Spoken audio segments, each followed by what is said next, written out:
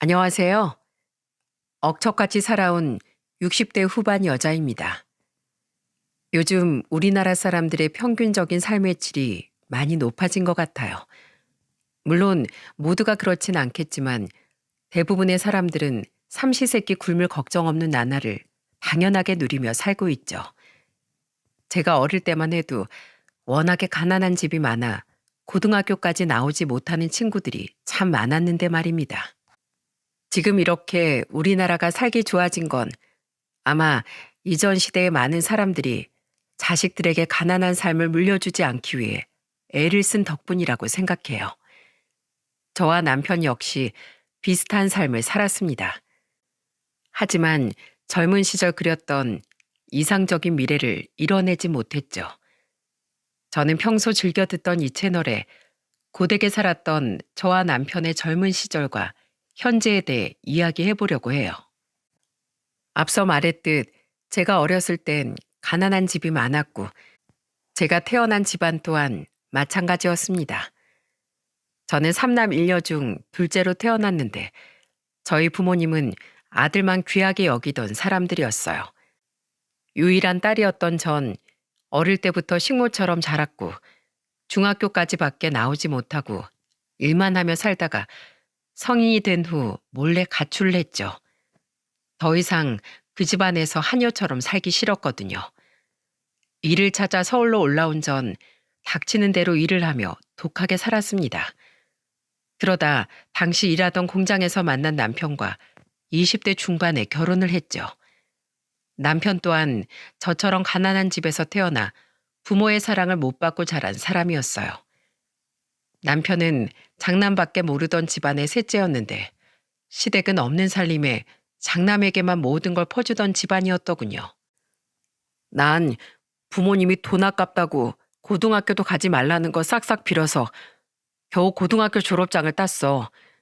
가진 것도 없는데 가방끈까지 짧으면 나중에 정말로 세상에서 무시당할 것 같았거든. 시댁은 남편이 번 돈을 오롯이 시댁에 가져다 주지 못하게 될 게 뻔하자 결혼을 반대했습니다. 결국 남편은 철저히 자신을 돈줄로만 여기던 시댁과 인연을 끊은 채 저와의 결혼을 선택했죠. 그렇게 우린 양가 부모님 없는 조촐한 결혼식을 올린 후 부부가 되었어요. 우린 결혼한 후 연년생인 아들과 딸을 낳았습니다. 우리 애들만큼은 절대로 차별하지 말고 공평하게, 그리고 우리가 굶을지언정 애들만은 우리처럼 힘든 시절을 겪지 않게 잘 키우자 여보. 남편과 전 자식들을 위해 굉장히 억척스럽게 살았습니다. 남편은 공장 일을 하며 쉬는 날엔 막노동을 나갔고 저는 애들이 어느 정도 큰 후 낮엔 식당 일과 밤엔 술집 설거지를 하며 돈을 벌었습니다. 그리고 저와 남편은 간장 종지 하나를 두고 밥을 먹을지언정 애들 밥 위엔 고기 몇 점, 하다못해 계란 후라이 하나라도 올려주었죠. 밥도 제대로 못 먹고 살았던 우리 같은 서름을 자식들이 알게 하고 싶지 않았거든요. 그렇게 옷 두 벌을 기워 입고 또 기워 입으며 안 먹고 안 자고 살다 보니 아들이 중학교에 들어갈 무렵 우린 서울에 번듯한 자가도 마련할 수 있었습니다. 자, 우리 상현이 지수, 여기가 바로 이 아버지가 처음으로 산 우리 집이다. 우리 집이라니 여보, 그동안 정말 고생 많았어요.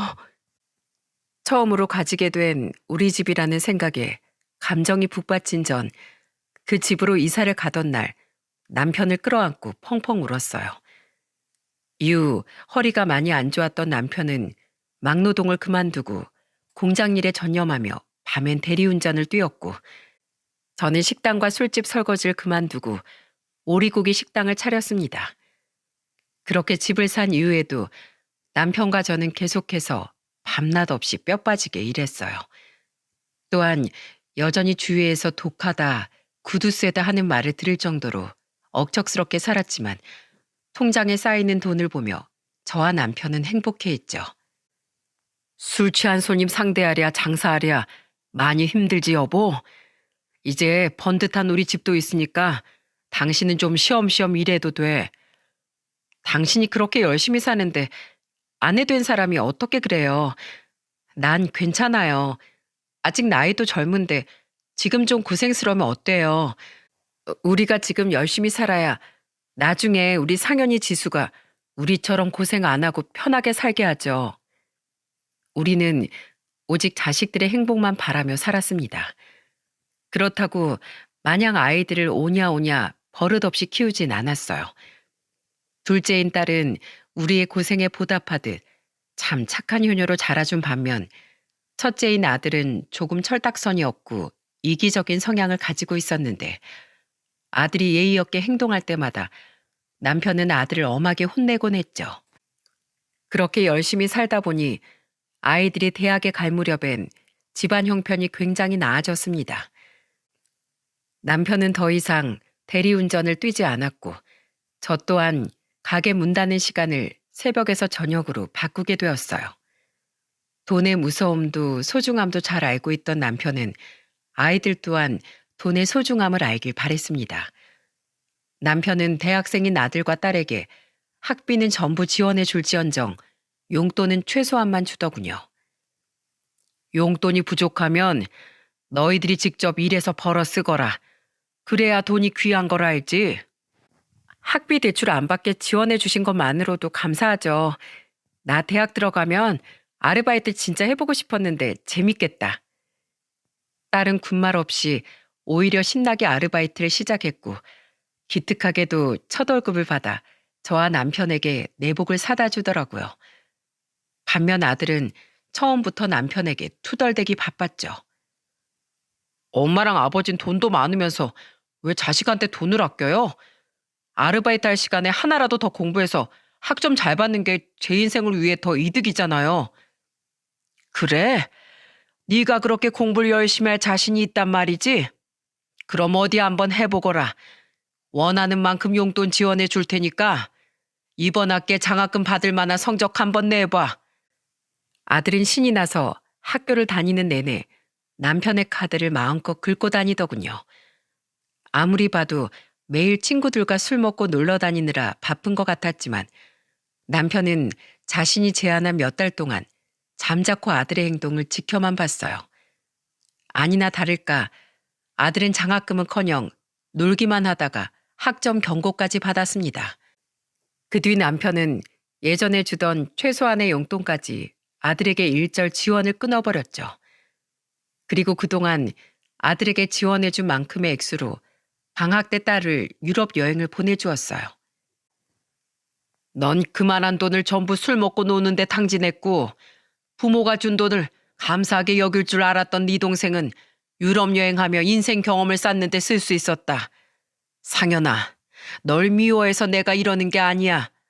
부디 이번 일로 네가 깨달은 바가 있었으면 좋겠구나. 아들은 울상을 짓고 아르바이트를 시작해야만 했습니다. 저도 남편도 아들이 대체 언제 철이 들려고 저러는 건지 걱정이 가득했죠.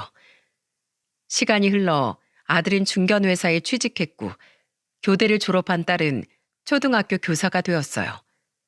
그리고 30줄에 접어든 두 아이는 모두 결혼을 했습니다. 그쯤 우린 서울의 노른자 땅에 상가 건물 한 채를 소유하고 있었고 남편은 그 건물을 운영하는 수입으로 저는 남편 건물의 1층으로 오리고기 가게를 이전한 후 평일에만 장사를 하며 유유자적하게 살고 있었어요. 남편은 아들과 딸에게 각각 2억 상당의 남편 명의로 된 서울 외곽의 작은 아파트를 마련해 주었죠. 그리곤 두 아이에게 똑같이 이렇게 말했습니다. 월세 개념으로 한 달에 50만 원씩만 받으마. 1억은 지원해 주는 셈 칠 테니 나머지 1억은 다달이 그렇게 갚거라. 그 돈을 다 갚으면 그때 내가 명의를 돌려주마. 딸과 사이는 대출 없이 시작할 수 있게 되었다며 저와 남편에게 고마워했지만 아들과 며느리는 불만스러운 표정을 짓더군요. 아버지 또 그러신다. 돈도 많으시면서 주려면 그냥 주시지. 싫으면 안 받아도 된다. 1억만 지원해 주랴? 아니에요. 누가 싫댔나요? 뭐 그냥 해본 말이에요. 사실 남편은 자식들에게 1억을 돌려받을 생각이 없었어요. 하지만 그 생각을 딱히 자식들에게 말하진 않았죠. 살다 보면 목돈 모으는 게 마음처럼 쉬운 일이 아니잖아. 이렇게라도 내가 애들도 모아서 더 보태서 돌려줘야지. 아들은 결혼 후 아들 하나를, 딸은 자신을 닮은 예쁜 딸을 낳았습니다. 회사원이었던 며느리는 오롯이 돈과 자식에만 시간과 관심을 쏟느라 가족 행사나 시댁길엔 무관심만 했던 반면 음식점을 운영하던 사위는 우리에게 무척이나 잘했어요. 김서방, 아니 연락도 없이 이 주말에 어쩐 일인가? 아버님하고 등산 약속이 있어서요. 괜히 먼저 말씀드리면 저 때문에 또 음식 차리실까 봐 말씀 안 드렸어요. 그리고 장모님, 이거 스카프예요. 백화점에 갈 일이 있어서 들렸다가 장모님 생각나서 하나 샀어요. 일찍이 아버지를 여의고 홀어머니와 살았다던 사위는 특히 제 남편을 굉장히 좋아했습니다. 자신에게도 아버지가 생겼다며 말이죠. 사위는 종종 남편과 둘이 만나 술을 마시기도 하고 등산과 낚시를 다니기도 했어요. 아들놈은 부모한테 영 무심한데 내가 우리 사위 덕에 아들 가진 부모의 기쁨을 알게 됐어. 고맙네 김서방. 남편 또한 그런 사위를 굉장히 아끼고 좋아했습니다. 한 번은 딸이 결혼한 지 2년 뒤 사위의 음식점이 건물의 갑질과 블랙 컨슈머의 악의성 게시글로 인해 많이 어려웠던 적이 있었어요. 그때 남편은 힘들어하는 사위에게 선뜻 큰돈을 내어주더군요. 남자가 열심히 살다 보면 망할 때도 있고 잘 될 때도 있는 거야. 어깨 펴고 기죽지 마. 돈은 천천히 갚아도 되니까 우선 급한 불부터 끄고 잘 버텨봐. 감사합니다, 장인어른. 제가 사정 나아지면 꼭 장인어른 돈부터 제일 먼저 갚겠습니다. 사실 남편은 그 돈을 별로 돌려받을 생각이 없었어요. 하지만 사위에게 부담을 주지 않을 생각으로 남편은 사위와 차용증을 작성했는데 꼬박 3년 뒤 사위는 정말로 남편이 빌려준 돈에 이자까지 보태서 그 돈을 갚더군요. 남편은 사위를 기특해하며 그 돈을 돌려주려고 했는데 사위는 끝끝내 그 돈을 받지 않았어요. 당연히 갚아야 할 돈이라면서 말이죠. 나도 그 돈을 받을 생각이 없었다네. 그럼 이렇게 하지. 지금 자네랑 지수가 살고 있는 그 집 남은 1억 이걸로 받은 셈 치고 명의를 지수 명의로 돌려주겠네. 공동 명의를 하든 뭐라든 그건 둘이 알아서 상의하고. 남편은 뱉은 말은 지키는 사위가 정말로 기특했던 것 같습니다. 그때 남편은 아파트 명의를 바꿔주며 그간 딸 부부가 보냈던 3천만 원이 넘는 돈도 함께 돌려주었습니다. 사위를 보니 자신이 도와주지 않아도 충분히 자기들끼리 목돈 모아 잘 살 애들이라며 말이죠. 그 사실을 알게 된 아들은 씩씩대며 우리를 찾아왔더군요. 아버지, 자식을 이렇게 차별하는 법이 어딨어요? 저도 아파트 명의 돌려주세요. 차별은 무슨 차별이야. 내가 그 돈 다 갚으면 명의 돌려준다고 분명히 말했지. 걔들은 돈 다 갚았다.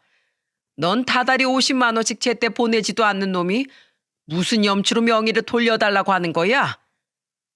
남편의 말에 아들도 할 말이 없었는지 꿀먹은 벙어리가 된 채 돌아가야 했습니다. 그런데 몇 달 후 아들은 대뜸 우리를 찾아와 무릎 꿇고 부탁을 하더군요. 아버지, 요즘 저 회사에서 줄 잘못 타서 승진길도 막히고 입지도 안 좋아요. 그래서 말인데요. 저 퇴사하고 프랜차이즈 요식업 해보고 싶어요. 아버지, 저 한 번만 도와주세요. 어렸을 때부터 조건이 없으면 뭐 하나 제대로 턱턱 내주신 적 없잖아요. 김서방한텐 두 말 않고 돈도 빌려주셨다면서요. 마지막이다 생각하고 도와주시면 절대 실망시켜드리지 않을게요. 저도 이젠 자식 있는 아빠니까 정말 열심히 살아보고 싶어요. 사위 일까지 들먹이는 아들의 말에 남편은 잠시 고민하더니 알겠다고 대답하더라고요. 이후 남편은 사위 때처럼 차용증을 쓴 후 아들에게 창업 비용을 빌려주었죠. 웬일로 당신이 상현이한테 별말 안 하고 돈을 빌려줬대요? 상현이 말대로 내가 너무 상현이한테만 잣대를 엄격히 들이댔나 싶어서 상현이 입장에선 서운할 수도 있잖아. 게다가 그 애도 이젠 자식이 있는 아버지니 전보단 책임감이 생겼겠지. 부모 돈을 쉽게 생각할까봐 차용증을 받긴 했지만 만약 사업이 그 녀석 뜻대로 되지 않는다고 해도 돈을 돌려받진 않을 생각이야. 이제 자식을 가르칠 나이는 지났으니 다 큰 자식에게 기댈 곳이 되어주기도 해야겠지.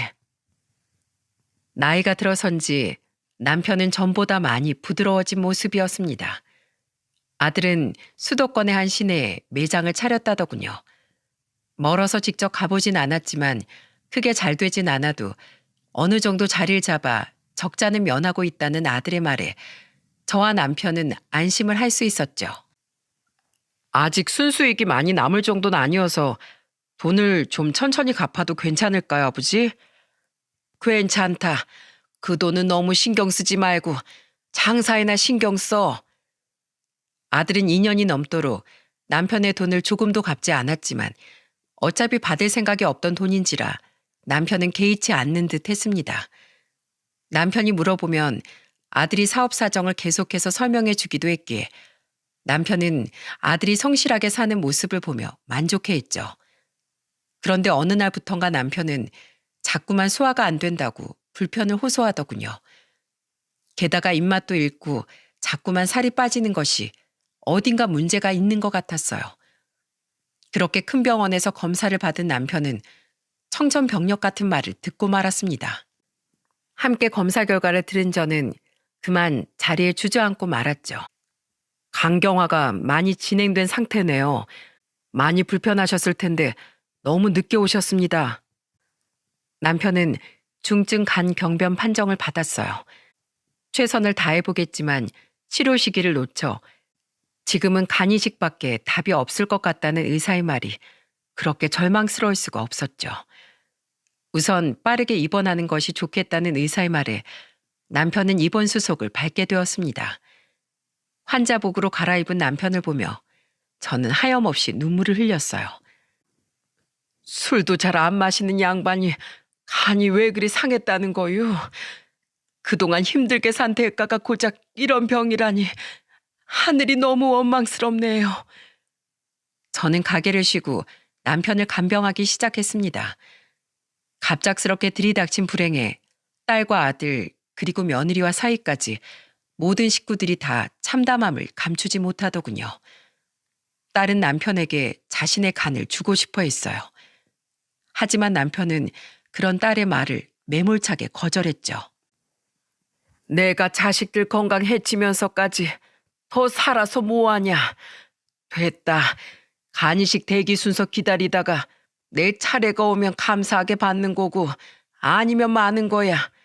난 충분히 살 만큼 살았다.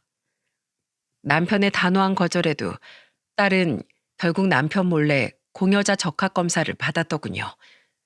하지만 검사 결과 딸은 부적합 판정을 받고 말았죠. 딸은 검사 결과를 듣자마자 제게 전화해 목 놓아 울었습니다. 이대로 우리 아버지 정말 돌아가시면 어떡해요, 엄마. 저 너무 무서워요. 두렵고 막막한 건 저 또한 마찬가지였습니다.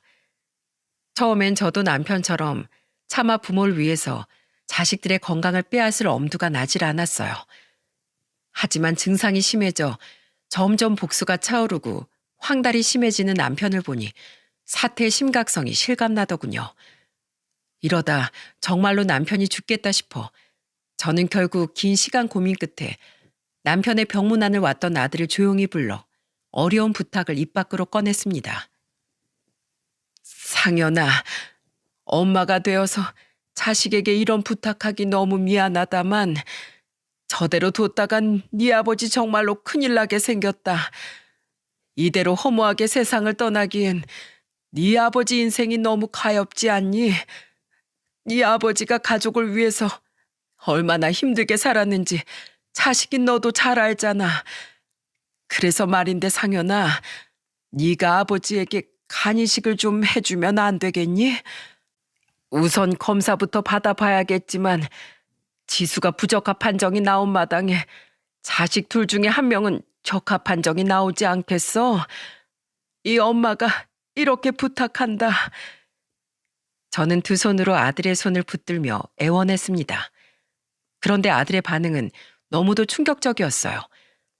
아들은 제 말을 듣자마자 표정이 싸늘하게 굳더군요. 그리곤 제 손을 거칠게 뿌리치며 기함하는 표정으로 소리쳤죠. 내가 미쳤어요?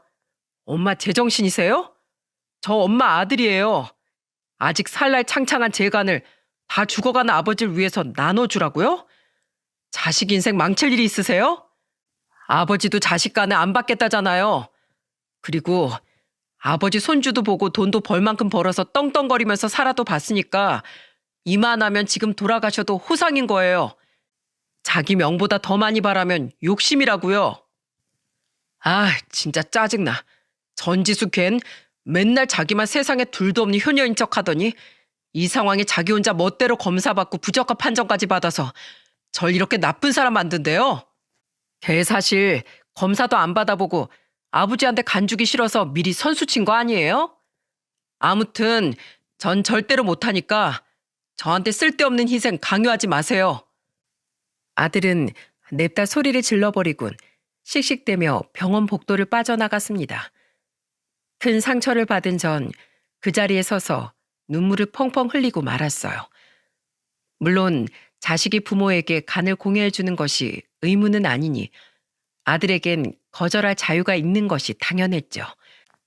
저 또한 거절당할 각오를 하고 말이라도 꺼내보자 싶어 아들에게 애원 섞인 부탁을 했던 거고요. 하지만 이건 말이 심해도 너무하지 않습니까? 아무리 자기 간을 주기 싫다고 해도 그렇지 어떻게 평생 자식을 위해 헌신한 자기 부모에게 저런 말을 할 수 있답니까? 저는 자식에게 이런 취급을 받으려고 남편과 함께 그렇게 아둥바둥 살았나 싶어 후회가 막심해졌어요. 그렇게 펑펑 울다 보니 곧이어 화가 치밀어 오르더군요. 저는 아들에게 단단히 한 소리 퍼볼 요량으로 다급히 엘리베이터를 타고 아들을 찾아 병원 밖으로 뛰쳐나갔죠. 병원을 나온 전 주차장 앞에 서서 흡연을 하던 아들을 발견하곤 곧장 아들에게로 다가갔어요. 아들은 누군가 통화를 하고 있었는데 아들의 대화 내용을 들은 순간 저는 충격을 받은 나머지 그 자리에서 다시금 굳어버리고 말았습니다. 노인네들이 노망났나 봐. 나한테 글쎄 간이식을 해달라고 했다니까? 내가 미쳤냐? 적합 판정 나오면 어쩌려고 검사를 받아? 이대로 노인네 돼지길 기다리면 자연스럽게 지금 사는 집도 내 명의가 되고 술집 차리면서 빌려준 돈도 안 갚아도 될 텐데 아버지 아직도 내가 프랜차이즈 식당 하는 줄 알지 유흥주점 차린 건 꿈에도 몰라. 그딴 프랜차이즈 차려서 언제 돈 벌어? 옆에 여자 앉히는 술집 같은 걸 해야 지금처럼 호구들이 돈을 펑펑 쓰지. 아무튼 구두쇠 같은 노인네가 예전부터 돈 가지고 사람 약 올리는 거 짜증나서라도 돈 절대 갚을 생각 없었는데 곧 죽는다니까 완전 땡큐 아니냐? 차용증 쓴 것 때문에 돈 갚으라고 할까봐 맨날 장사가 잘 안 된다.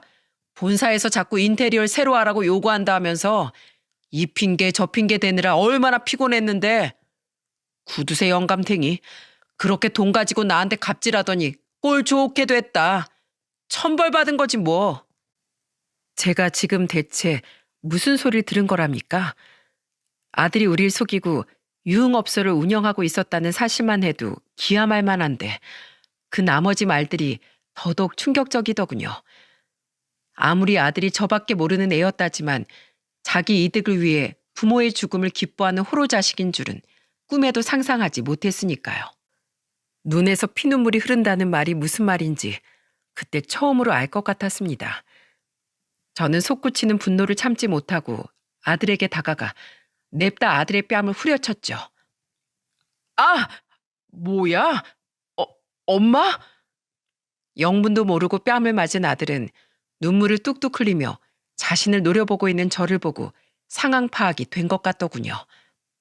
황급히 전화를 끊고 담배를 비벼 끈 아들에게 저는 분노에 차서 소리를 지르기 시작했어요. 언제부터 거기 계셨던 거예요? 설마 제 통화 내용 다 들으신 거예요? 그래, 들었다. 개만도 못한 자식. 아무리 저밖에 모르는 놈이라지만 네가 이 정도 페루나일 거라곤 상상도 못했다. 뭐? 천벌을 받았다고? 천벌은 언젠가 네가 받게 될 거다. 어떻게 평생 자식을 위해 고생하며 산 네 아버지한테 그럴 수가 있니? 내가 괘씸해서라도 네 아버지한테 너한테 빌려준 돈 다 받아내려고 할 거다. 망할 자식. 너 같은 놈을 자식이라고 애지중지 끼고 산 내 인생이 한심해서 참을 수가 없구나. 내가 널 돈밖에 모르는 괴물로 키워버렸어. 다 들으셨나 보네. 그래요, 뭐 그렇게 말씀하시면 제가 무릎 꿇고 빌기라도 할 줄 아셨어요? 어차피 아버지 돌아가시면 자식인 저한테 돌아올 재산 비율이 상당한 거 아시죠? 돈 갚고 다시 아버지 유산으로 메꾸면 되죠, 뭐. 지금 살던 집 정도는 당연히 저한테 넘어올 거고요. 솔직히 아버지가 그동안 돈 가지고 자식들한테 이래라 저래라 갑질한 거 맞잖아요. 안 그래요? 남들은 자식한테 하나라도 더 못해줘서 안달이라는데 전 진짜 지지리도 부모 복 없다고 생각한 적이 한두 번이 아니었다고요. 요즘 간 공여 받으려고 대기하는 사람들이 수두룩하다는데 과연 아버지한테까지 차례가 돌아올까요? 저는 불가능하다고 봅니다. 그동안 아버지 돌아가시기 전에 혹시 콩고물 더 떨어질 거 없나 싶어서 왔던 건데 일이 이렇게 된 이상 그런 걸 바라는 건 무리겠네요. 아버지 돌아가시면 연락 주세요. 재산 문제 정리해야 하니까. 저 가요. 너무도 허탈해 헛웃음마저 나왔습니다. 제 아들은 괴물 그 이상도 이하도 아니었어요. 아들은 자신이 한 말을 저에게 들킨 것에 대해 일말의 죄책감도 없어 보였습니다. 저는 남편의 병실로 돌아와 아들과 있었던 일을 전부 말하곤 남편의 손을 잡고 엉엉 울었어요. 남편은 아들에 대한 분노를 참지 못하고 불끈 쥔 주먹을 부들댔죠. 그 한심한 놈이 그렇게 돈만 밝히더니 결국 갈 때까지 가꾸려. 내가 죽기 전에 그놈에게 지원해준 모든 걸 전부 빼앗아와야 내 죽어서도 눈을 편히 감겠어. 차라리 재산을 익명으로 사회에 기부해서라도 그놈한텐 한 푼도 남겨주지 않을 거야. 그런데 그날 저녁 우리에게 놀라운 기적이 펼쳐졌습니다. 아직까지 남편과 분한 마음을 추스리지 못한 초저녁에 딸과 사위가 우리를 찾아왔더군요. 그리고 사위는 남편의 손을 잡고 깜짝 놀랄 만한 발언을 내뱉었죠. 장인어른, 간이식 제가 해드릴게요. 저 사실 장인어른 몰래 적합 여부 검사 받았어요. 다행히 적합 판정도 받았고요. 뭐?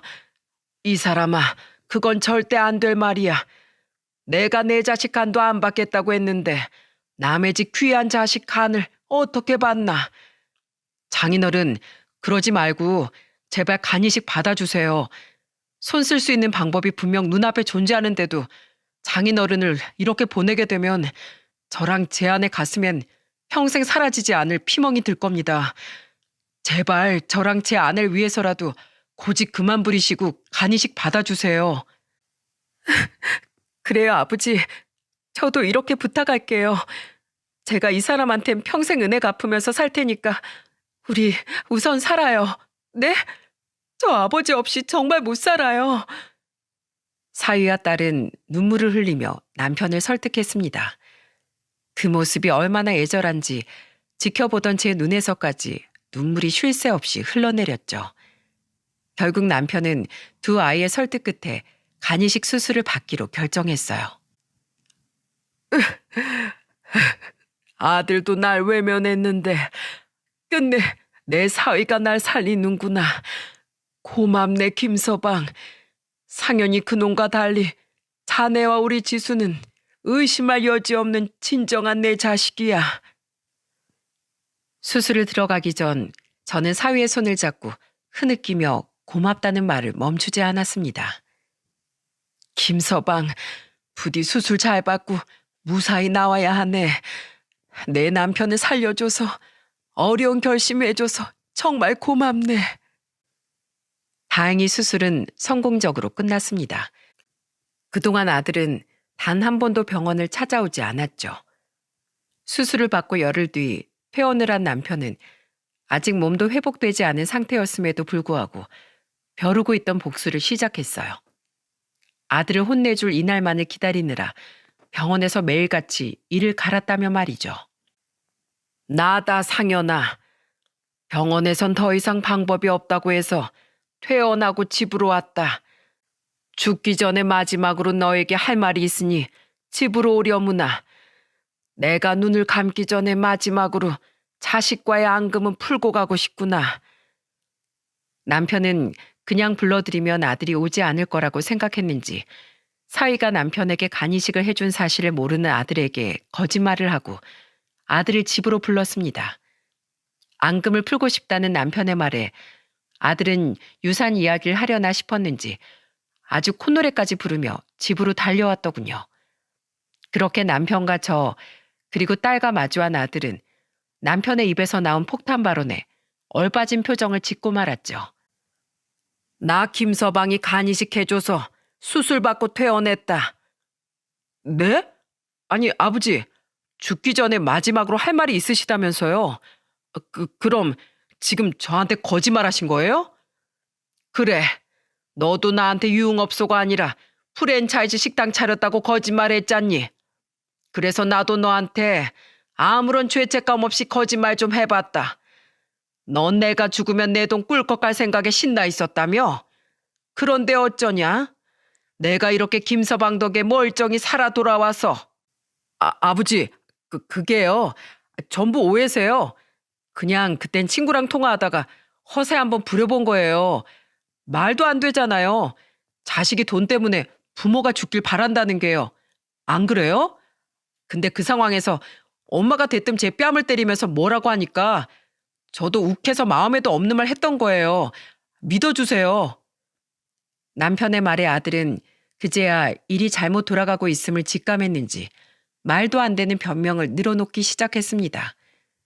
하지만 이미 아들에게 마음이 돌아선 남편에겐 씨알도 먹히지 않을 소리였죠. 남편은 아들에게 싸늘한 목소리로 통보했어요.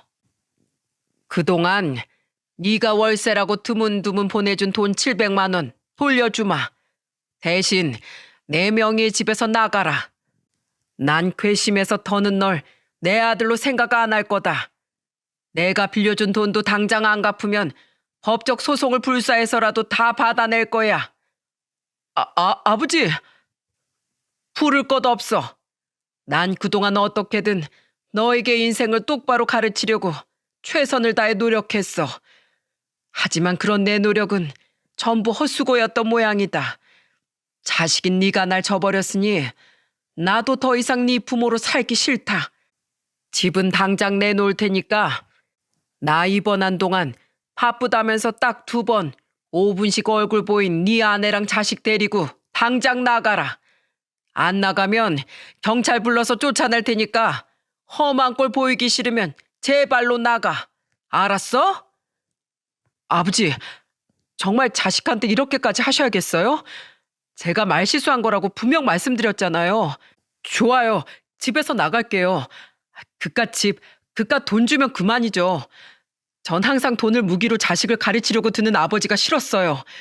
그런 아버지를 거드는 엄마도, 늘 착한 척하면서 저만 나쁜 놈 만드는 지수쟤도, 김서방도 다 싫었다고요. 그렇게 자식한테 심볼 나쁘게 쓰니까 아버지 간이 모조리 다 딱딱하게 굳어버린 거예요. 김서방 간으로 생명 연장하셨다고요?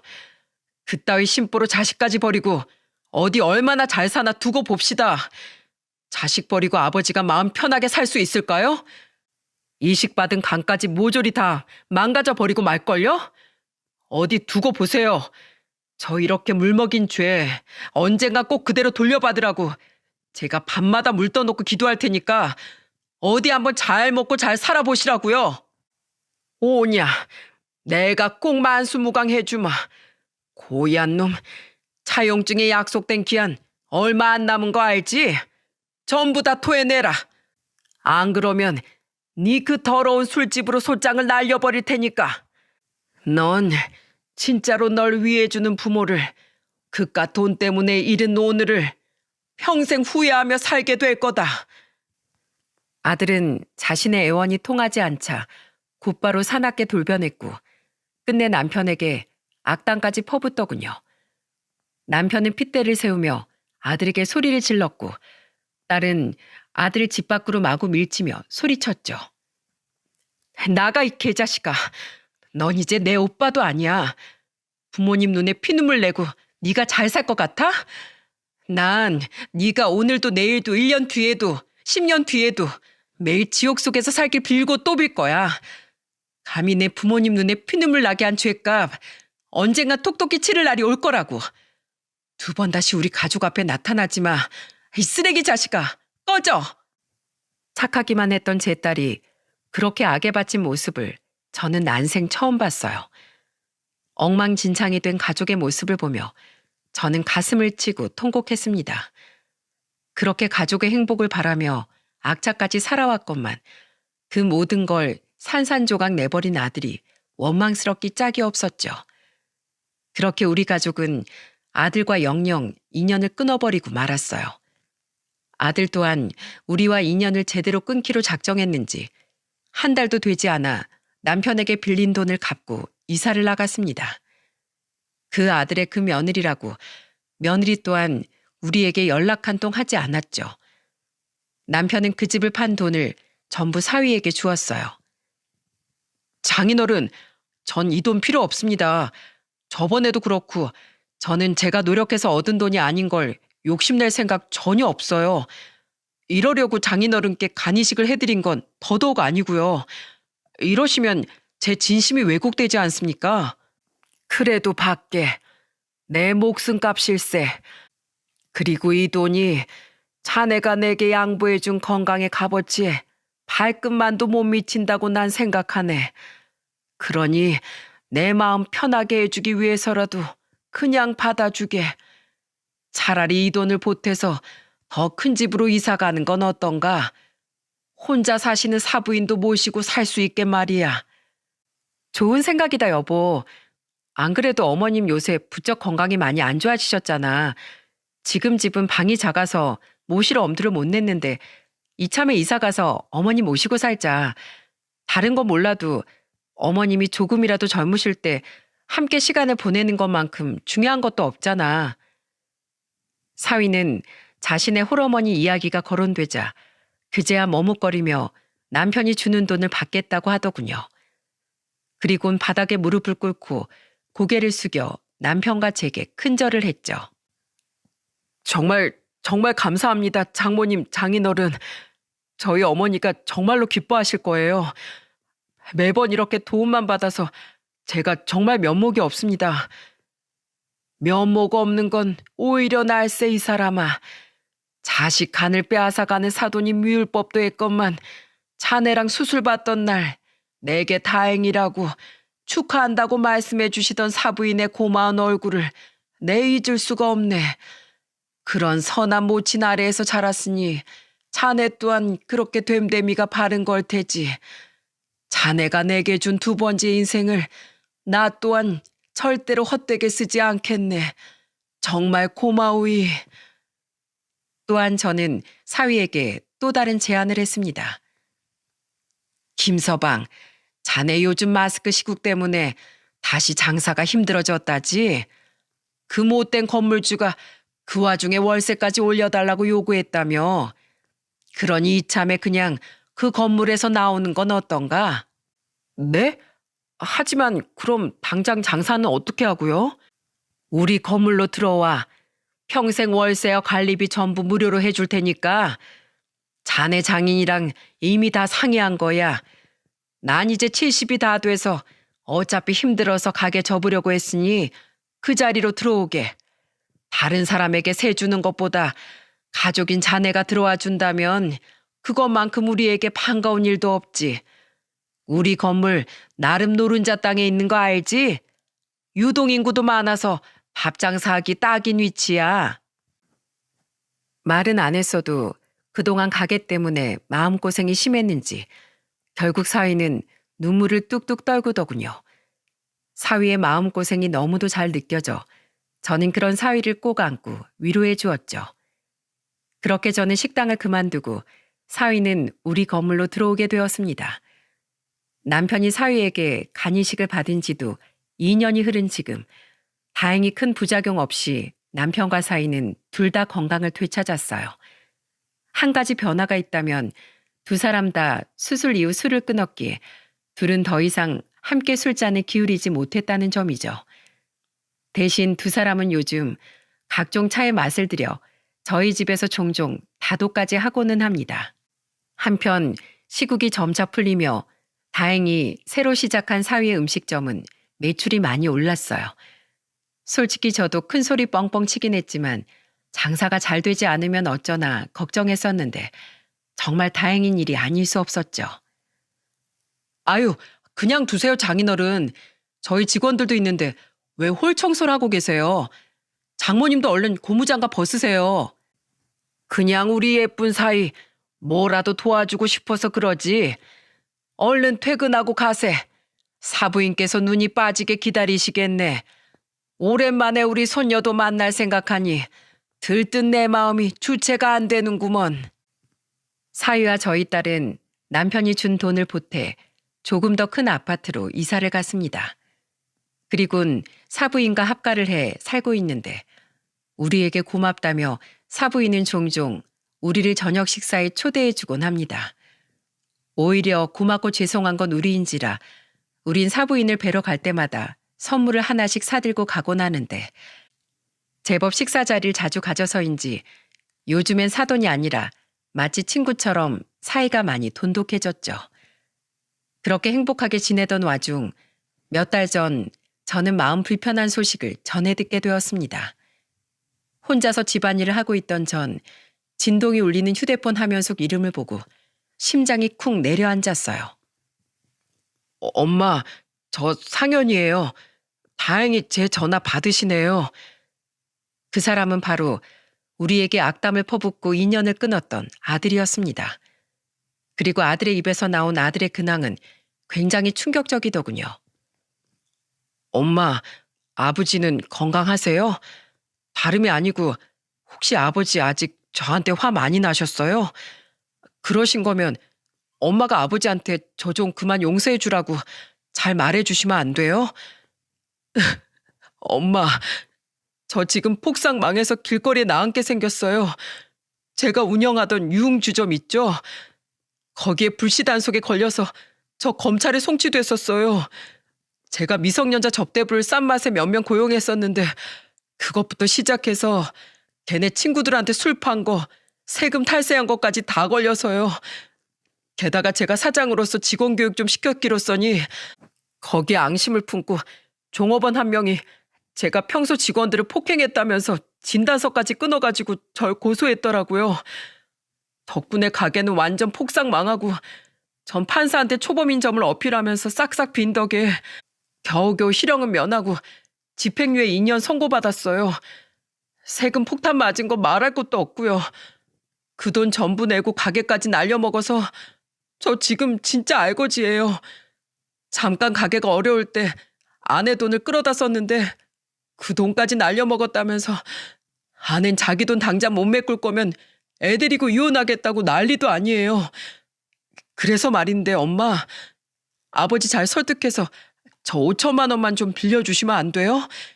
차용증 쓰고 이번엔 꼭 제때제때 돈 갚을게요. 정말이에요.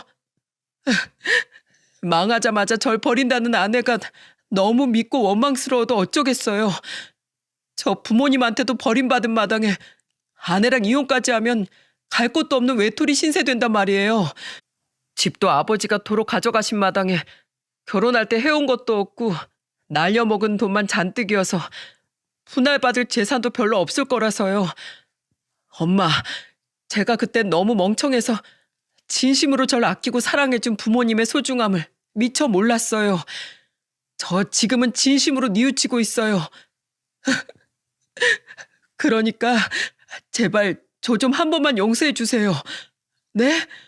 제발 저 좀 도와주세요.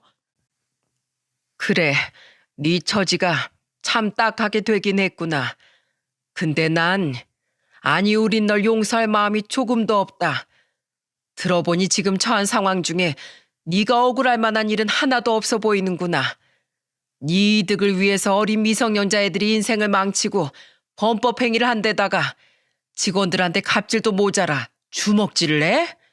그럼 당연히 그 죄값을 응당 치러야 하는 거 아니냐? 들어보니 네 아들에겐 너 같은 아버진 지금 당장은 없는 게 낫겠구나. 애를 위해서라도 어머니 너랑 이혼하겠다는 건 나도 틀리지 않은 생각인 것 같다. 그리고 내가 지금 널 도와주지 않는 건 부모를 저버린 페류나인 너에게 부모로서 내가 내리는 벌이야. 상현아, 우린 너에게 아주 많은 기회를 줬었다. 그 기회를 스스로 걷어차버리다 못해 기회를 준 부모인 우리 가슴에 대못까지 박은 건 바로 너 자신이야. 이번 일로 네가 꼭 깨달았으면 좋겠구나. 누군가에게 상처를 주고 이기적이게 행동한 대가는 반드시 치르게 되어 있다는 걸 말이야. 가진 재산을 모두 잃은 것과 가족을 잃은 것 둘 중 어느 것이 너에게 더 혹독한 대가였는지 모르겠다만 어쨌든 이 말이 내가 부모로서 자식에게 해줄 수 있는 마지막 말이다. 부디 앞으론 인간으로서의 도리만큼은 잊지 않고 살길 바란다. 저는 냉정하게 마음속에 있던 모든 말을 내뱉은 후 전화를 끊었습니다. 그 뒤로 아들은 몇 번이나 제게 더 전화를 걸었지만 어차피 돈을 빌려달라는 말을 하려는 것이 뻔해 저는 전화를 받지 않았죠. 남편에게 이 이야기를 전해주니 남편이 심란한 표정으로 알겠다는 대답뿐이었어요. 남편 또한 저처럼 더는 아들을 용서해 줄 생각이 없으면서도 아들의 처참한 말로에 마음이 무거워진 거겠죠. 인연을 끊었다고 한들 한때는 목숨을 바쳐도 아깝지 않을 정도로 사랑한 자식의 일이었으니까요. 그로부터 몇 달 뒤인 얼마 전 아들은 제 휴대폰으로 문자를 한 통 보냈더군요. 결국 자식을 그렇게 매몰차게 버리니까 속이 시원하세요? 그때 끝까지 절 모른 척 하신 덕분에 저 지금 빈털터리로 이혼당하고 닭장 같은 원룸에 살면서 술집 웨이터 일로 근근히 먹고 살고 있어요. 저 지금 엄마 아버지 마음 불편하라고 죄책감 들라고 일일이 이렇게 얘기하는 거예요. 자식을 이렇게 나락으로 보냈다는 걸 아니 마음이 무겁죠? 더 늦기 전에 다시 자식을 찾을 기회를 드릴게요. 연락 주세요.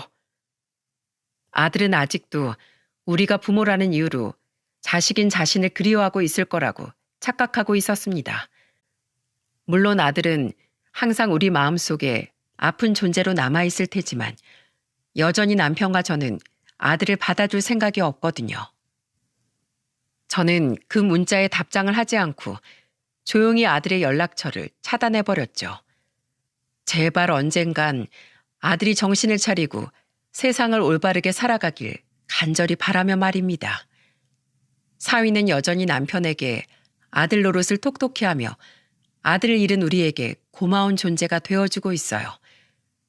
좋은 아들이자 사위, 우리 딸의 다정한 남편, 손녀의 듬직한 아빠로서 모범적인 삶을 살고 있는 우리 사위에게 저와 남편은 평생 고마운 마음을 가지고 은혜를 갚으며 살아갈 생각입니다.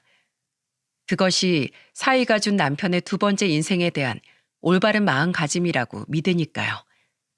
평소 이 채널에 많던 훈훈한 사연들과 달리 자식의 비참한 말로를 이야기한 제 사연은 조금 씁쓸하죠.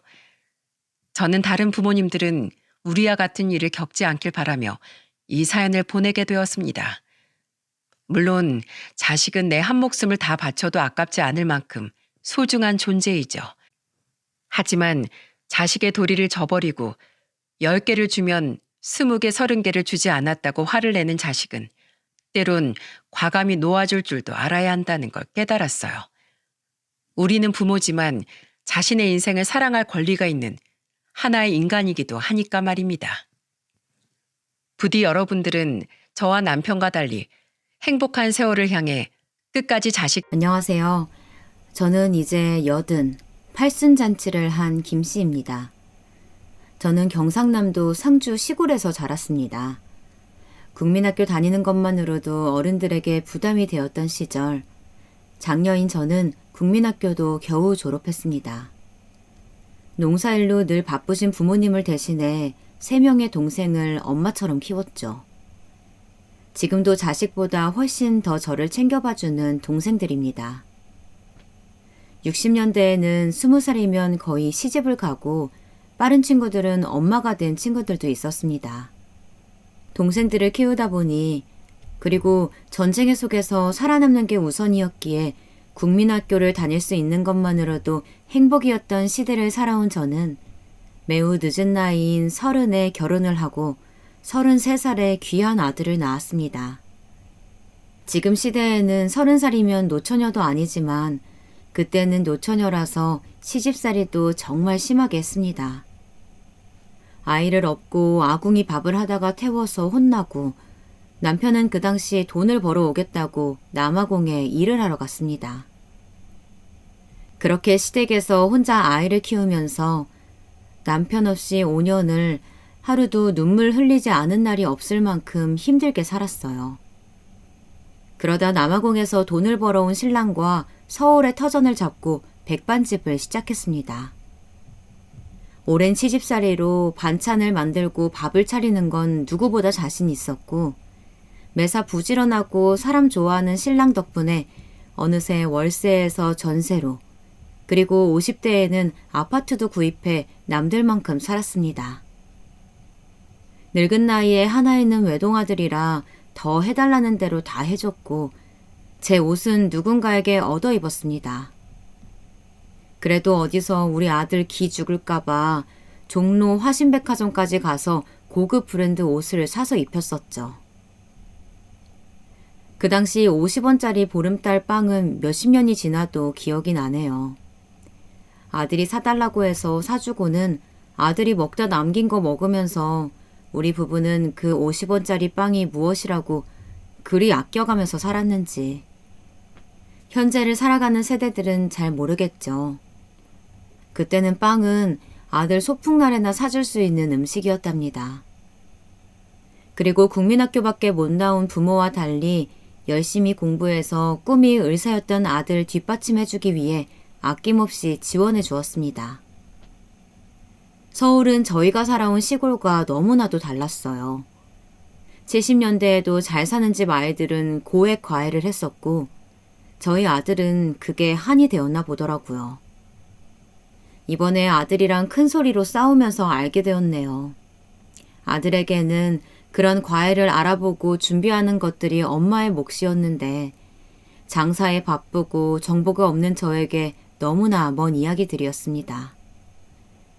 우리는 최선을 다해서 키웠는데 그게 당연한 시대이기도 했고 저희 부부가 사는 이유가 우리 아들은 우리처럼 힘들게 살지 않기를 바래서였거든요. 지금 생각해보면 너무나 후회가 됩니다. 남들 다 가는 해외여행 한번 못 가보고 저 세상으로 가버린 남편도 아들이 이렇게 변할 줄 알았으면 저만 남겨놓고 눈 감지 못했을 겁니다. 제가 하루 종일 장사를 한다고 물질적으로만 채워줬는지 모르겠습니다. 저랑 남편은 정말 새벽 5시에 일어나 중림시장에서 장을 봐서 하루하루 장사를 해서 힘들게 번 돈이었는데 아들은 그저 당연하게 받아들이고 늘 돈을 더 달라는 말밖에 안 했습니다. 늘 부족하다고요. 그때부터였는지 모르겠어요. 아들이랑 대화가 줄어든 시기가. 아들에게 그렇게 물질적으로 지원해주는 게 사랑이라고 생각했습니다. 아들은 우리나라에서 세 손가락에 드는 좋은 대학에 입학했고 충분히 좋은 대학이었지만 본인 마음에는 들지 않았나 보더라고요. 저희에게 물어보지도 않고 그 당시 1,000만 원이라는 돈을 준비해달라고 했습니다.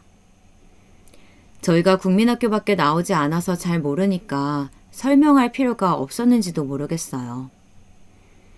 일본의 유명한 대학교 편입을 하고 모든 걸 결정을 내린 뒤 돈을 마련해달라고 하더라고요.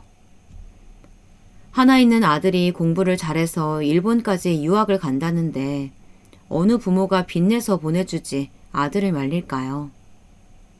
우리 부부 또한 집을 팔아서 지금으로 따지면 2억 정도 되는 돈을 마련해 줬습니다. 지금과 달리 일본의 물가는 우리나라의 5배 정도였고 아들 학비, 생활비 등 한 달 가게에서 번 돈을 모아서 보내줘야 했습니다. 그렇게 아들은 3년 동안 2번 정도 한국에 들어왔어요. 저희가 가볼 생각은 한 번도 못했습니다. 비행기를 탈 용기도 비용도 다 아끼면서 아들에게 보내야 된다고 믿고 살았으니까요. 저뿐만 아니라 그 시대를 살아온 부모들은 노후 계획이라는 말은 아무도 하지 않았고 다 퍼주기식 사랑이 전부인 줄 알았던 세대니까요.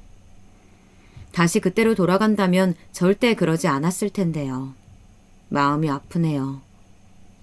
저희 부부는 더 열심히 일했습니다. 다행히 단골 손님들도 많았고 입소문이 나자 가게도 10평 남짓한 6개 테이블에서 20평 남짓한 곳으로 옮기고 어느새 일하는 직원을 둘 정도로 가게를 넓혀갔습니다. 공부를 마친 아들은 일본계 대기업에 취직을 했고 취직하자마자 따로 집을 사주길 바라더라고요. 어차피 아들이 장가가면 사주려고 모은 적금을 깨서 18평짜리 아파트를 구입해 줬습니다. 그때 처음으로 감사하다고 아들이 하더라고요. 그 후 아들은 아들대로 직장 다니느라 바빠서 같은 서울에 살지만 명절에만 볼 수 있었고요. 제가 반찬이라도 해서 집에 가져다 준다고 하면 집에서 밥 안 먹으니 필요 없다고 말했습니다. 내 아들이지만 남보다 어려운 그런 사이였던 것 같아요. 너무 고생을 했는지 저희 신랑은 환갑잔치도 못한 채 위암이라는 큰 병을 앓게 되었고 가게는 제 동생들에게 맡겨두고 신랑의 병간호에 집중했습니다. 여보, 내가 말년에 이렇게 아파서 또 당신을 힘들게 하네.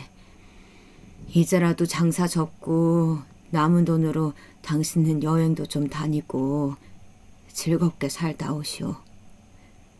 그리고 아들이랑 사이좋은 모자관계 만들어 봐요.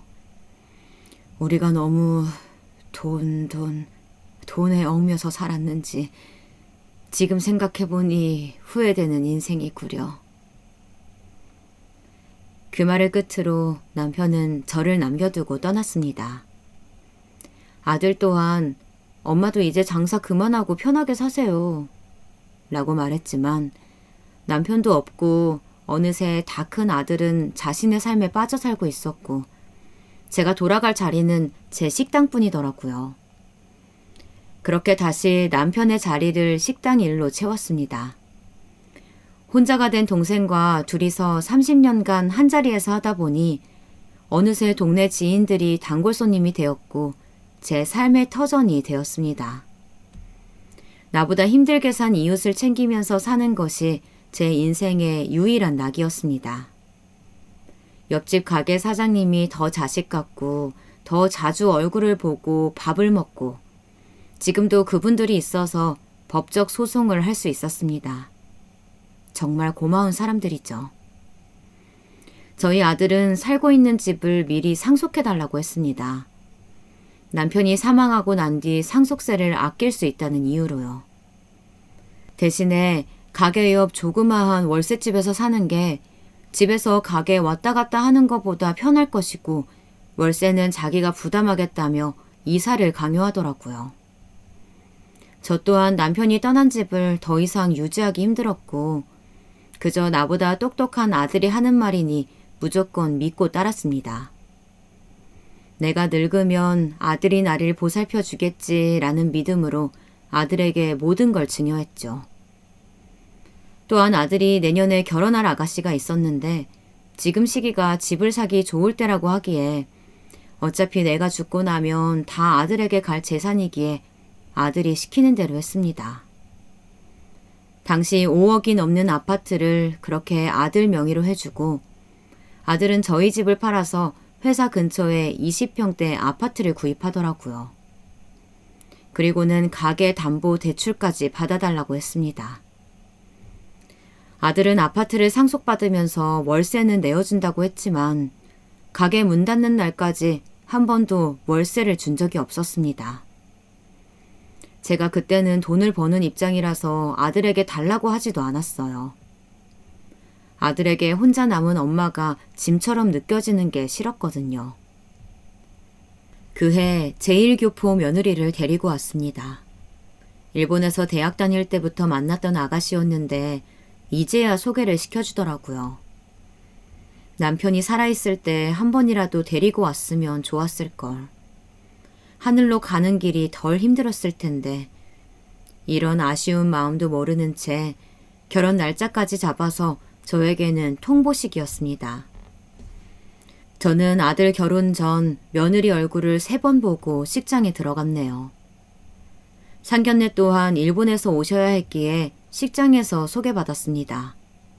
말도 잘 통하지 않고 아들 말로는 며느리 친가 쪽 부모님이 대학 교수님이시라고 하니 괜히 내가 말 한마디 잘못했다가 우리 아들에게 피해가 갈까봐 걱정이 되더라고요.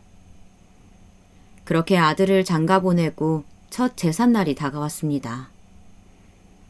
아들, 아버지 첫 제삿날인데 그날은 하루 회사 쉴 수 있겠어? 이모들이랑 오실 건데 며느리도 데리고 오렴. 엄마가 미리 준비는 해놓을 텐데 그래도 며느리가 들어왔으니까 조금은 와서 도와주면 좋겠어. 어머니, 저희 히로미는 그런 거 할 줄 몰라요. 이 사람도 귀하게 자라서 한국식 문화도 잘 모르고 음식은 엄마가 늘 하던 거니까 엄마가 준비해 주세요. 음식 준비하고 제사하는 것도 익숙치 않을 텐데 저희는 제사 시작할 때 가겠습니다. 하고 전화를 끊었습니다. 그래도 아버지 첫 제사인데 일찍 올 줄 알았어요. 아무리 일본 국적의 며느리이지만 한국에서 산 지 3년 정도 되었다고 했으니 아들은 제사하는 9시 10분 전 며느리랑 같이 왔습니다. 간단하게 인사를 하고 절을 하고 모든 친인척들의 눈치를 받은 아들은 한숨을 쉬면서 밥만 먹고 일어나서 나가더라고요. 음식을 싸준다는 저의 말에 어머니, 이 사람이 너무 불편해서 다음 제사 때는 저 혼자 올게요. 어머니도 제사 음식 차리기 힘들면 이모 불러다 하세요. 아니면 어머니도 조금만 하세요. 어머니도 장사하느라 바쁘신데 간단하게 하실 거면 저희 집에서 정말 국과 나물만 해서 해요. 저랑 남편이 어떻게 키운 아들인데 이렇게 서운한 말을 할까요? 여러분은 이런 서운한 마음이 드는 저를 이해할 수 있으시죠? 몇십 년 동안 제사를 지내다가 힘들어서 그만하면 좋겠다고 이야기가 나오면 이해합니다. 하지만 첫 제사부터 그렇게 말하는 아들을 보니 정말 그날 밤새 울었습니다. 아들 부부는 아이가 안 생기는 건지 일부러 낳지 않는 건지 괜히 며느리에게 스트레스 줄까봐 아이 문제 한번 얘기한 적 없었습니다. 저는 매해 명절마다 손자 손녀를 기다렸는데 알고 보니 아들 내외는 딩크 부부라고 아이 없이 자기들 삶을 즐기는 부부라고 하더라고요.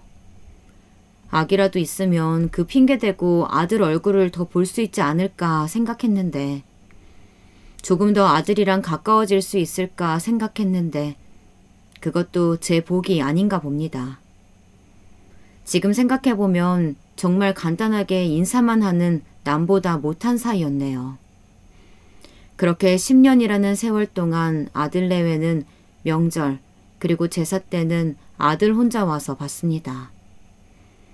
어느새 제 나이도 75이 넘어가고 오랜 가게일로 인해 허리 디스크 수술을 하고 유방암까지 걸려서 도저히 장사를 더 이상 할 수 없겠더라고요. 어머니, 이제 장사 그만두시면 저희 집에서 요양하세요. 어차피 이제 허리 아프셔서 오래 서 있으시면 안 되고 유방암 수술로 왼쪽 팔은 올리기도 힘드시죠? 가게 뺀 돈으로 주택 구입하려고요. 어머니도 답답한 아파트보다는 마당 있는 주택이 더 좋으실 거라고 생각해요. 가게 정리하시고 돈은 저에게 입금해 주세요. 일산 쪽에 주택단지에 투자금해서 살 생각이에요. 얼른 가게 정리하시고 연락 주세요. 좋은 매물 있을 때 구매해야 돼요. 근처 대학병원도 있으니까 병원 다니시는 것도 걱정 안 하셔도 됩니다. 아들이 그렇게 말해주니 내심 고마웠습니다. 허리디스크 수술과 연달은 유방암 수술로 몸도 마음도 많이 지쳐 있었거든요. 가게를 판 돈까지 아들에게 물려주고 나면 제 노후 생활은 아들에게 민폐 끼치지 않을 거라고 생각했습니다. 30평대 2층짜리 건물이니 제가 병원비를 쓴다고 해도 눈치 볼 일이 아니라고 생각했고, 주택집이라고 하니 제 방 또한 화장실 딸린 햇빛이 잘 들어오는 방일 거라고 생각했습니다. 그 정도 집을 구매할 만큼의 많은 돈을 미리 상속해 주었기에 하루빨리 아들이랑 같이 살 날을 기다렸습니다. 그래도 한 번쯤은 새로 만들 집에 데리고 갈 줄 알았는데, 집 공사를 다 했으니 이사를 준비하라는 아들의 전화에 그래도 이제 아들 얼굴은 매일 보면서 살 수 있겠구나 생각했습니다. 여든을 바라보는 나이가 되자 한평생 아들에게 기대면서 살지 않았지만 몸이 불편하고 아프니 사람의 마음 또한 약해지더라고요. 그렇게 한 번도 가본 적 없는 일산으로 이사를 왔습니다. 한평생 아들보다 친하게 지냈던 이웃들과 헤어지는 게 힘들었습니다. 아이고 형님, 아들네 가서 좋으시겠어요. 형님이 해준 청국장이랑 이제 못 먹어서 서운하네요. 자주 연락해요. 이제 우리가 보면 얼마나 더 보면서 살겠어요. 병원 올 때 연락하면 같이 밥이나 먹어요. 20년 동안 형님이 있어서 힘들 때마다 너무나 감사했어요. 한 곳에서 오래 장사를 했던 옆집 사장님이 저의 제일 친한 친구이자 자식 같은 존재였습니다. 허리디스크로 가게에서 주저앉았을 때 누구보다 저를 잘 챙겨주었던 동네 사람들을 생각하니 눈물이 나오더라고요. 유방암 수술하고 병원에 통원할 때도 택시를 불러주고, 병원 가는 날인지 아닌지 카톡으로 연락 오는 것들도 다 알려준 사람들이 바로 제 이웃들이었습니다. 아들은 제가 늘 옆집 사장님이나 이웃들에게 음식을 해서 나눠주는 것이 돈 아까운 짓이라고 했지만, 누구보다 내가 한 음식을 맛있다고 해주고 감사히 여겨주는데 저에게는 그게 삶의 낙 중 하나였습니다. 그렇게 아들 집에서 3년이라는 시간이 지나는 동안 저는 1층 구석진 방에 박혀 하루하루를 무료하게 보냈습니다. 음식하는 걸 좋아하는 제가 부엌에 들어가서 음식을 하고 있으면 냄새 난다고 싫어하는 며느리, 아침을 안 먹는 아들과 며느리 식사 시간과 하루 3번 약을 먹어야 하기 때문에 정해진 시간에 밥을 차려 먹어야 하는 저와의 생활 패턴은 맞지 않았고, 그걸로 인해 아들은 더 불편한 기색을 표하더라고요. 여보, 나 못 살겠어. 어머니랑 계속 이렇게 살아야 해? 자기가 앞으로 살아계신다고 한들 3년 안에 돌아가실 거라고 그 전까지만 모시고 살면 된다고 했잖아. 벌써 4년이나 지났어. 매일 아침마다 어머니가 1층에서 달그락 소리 내는 것도 너무 싫고, 집에 들어왔을 때 음식 냄새 나는 것도 싫어. 그리고 청소를 하신다고 하는데 걸레로 한번 쓱 닦고, 나랑은 정말 안 맞아. 일하는 아줌마 부르는 것도 왜 부르냐고 뭐라고 하시는데 내가 내 돈 벌어서 사람 쓰는 것도 눈치 봐야 돼? 직장에서도 힘든데 집에서도 이렇게 마음 불편하게 있어야 되는 거야? 이런 식이면 난 못 살겠어. 계속 이런 식이면 나는 일본에 가서 노후 편하게 살래. 너무 불편해. 여보, 미안해. 나도 어머니가 이렇게 오래 사실 줄 몰랐어. 유방암에 디스크에 엄마 혼자 거동이 불편하신데 사람들 보는 눈도 있고 이모들 독촉 전화도 하고 나도 너무 힘들어. 1, 2년만 더 참자. 응? 한국은 아직 일본하고 달라서 사람들 시선 무시 못해. 엄마 도움으로 내가 집도 사고 한 거 다들 아는데 어떻게 내가 엄마를 모른 척해. 자기가 조금만 이해해줘. 자기도 알잖아. 한국에서는 아직 부모님 모시는 걸 당연하게 생각하는 집 많다는 거. 정말 미안해. 몇 년만 더 참자. 어? 아들과 며느리의 대화를 들으니 황당했습니다. 물론 요즘 며느리 시대에는 청소하는 도우미를 불러서 청소하고 반찬과 국도 이틀에 한 번씩 배달해서 새벽에 집 앞에 두고 가더라고요. 편한 세상이죠. 하지만 6.25 전쟁 시대를 보냈고 어려운 시기를 지냈던 우리 세대에게 이렇게 돈을 낭비하는 게 사실 사치로 느껴지기도 했습니다. 아이가 있어서 어지럽고 육아가 힘든 거라면 이해를 했을지도 모릅니다. 아이를 키우면서 직장 다니면서 음식을 하고 청소를 하는 건 솔직히 너무나 힘든 일이죠. 아이들은 돌아서면 어지르고 하루 종일 치워도 표도 안 난다는 걸 저도 아니까요.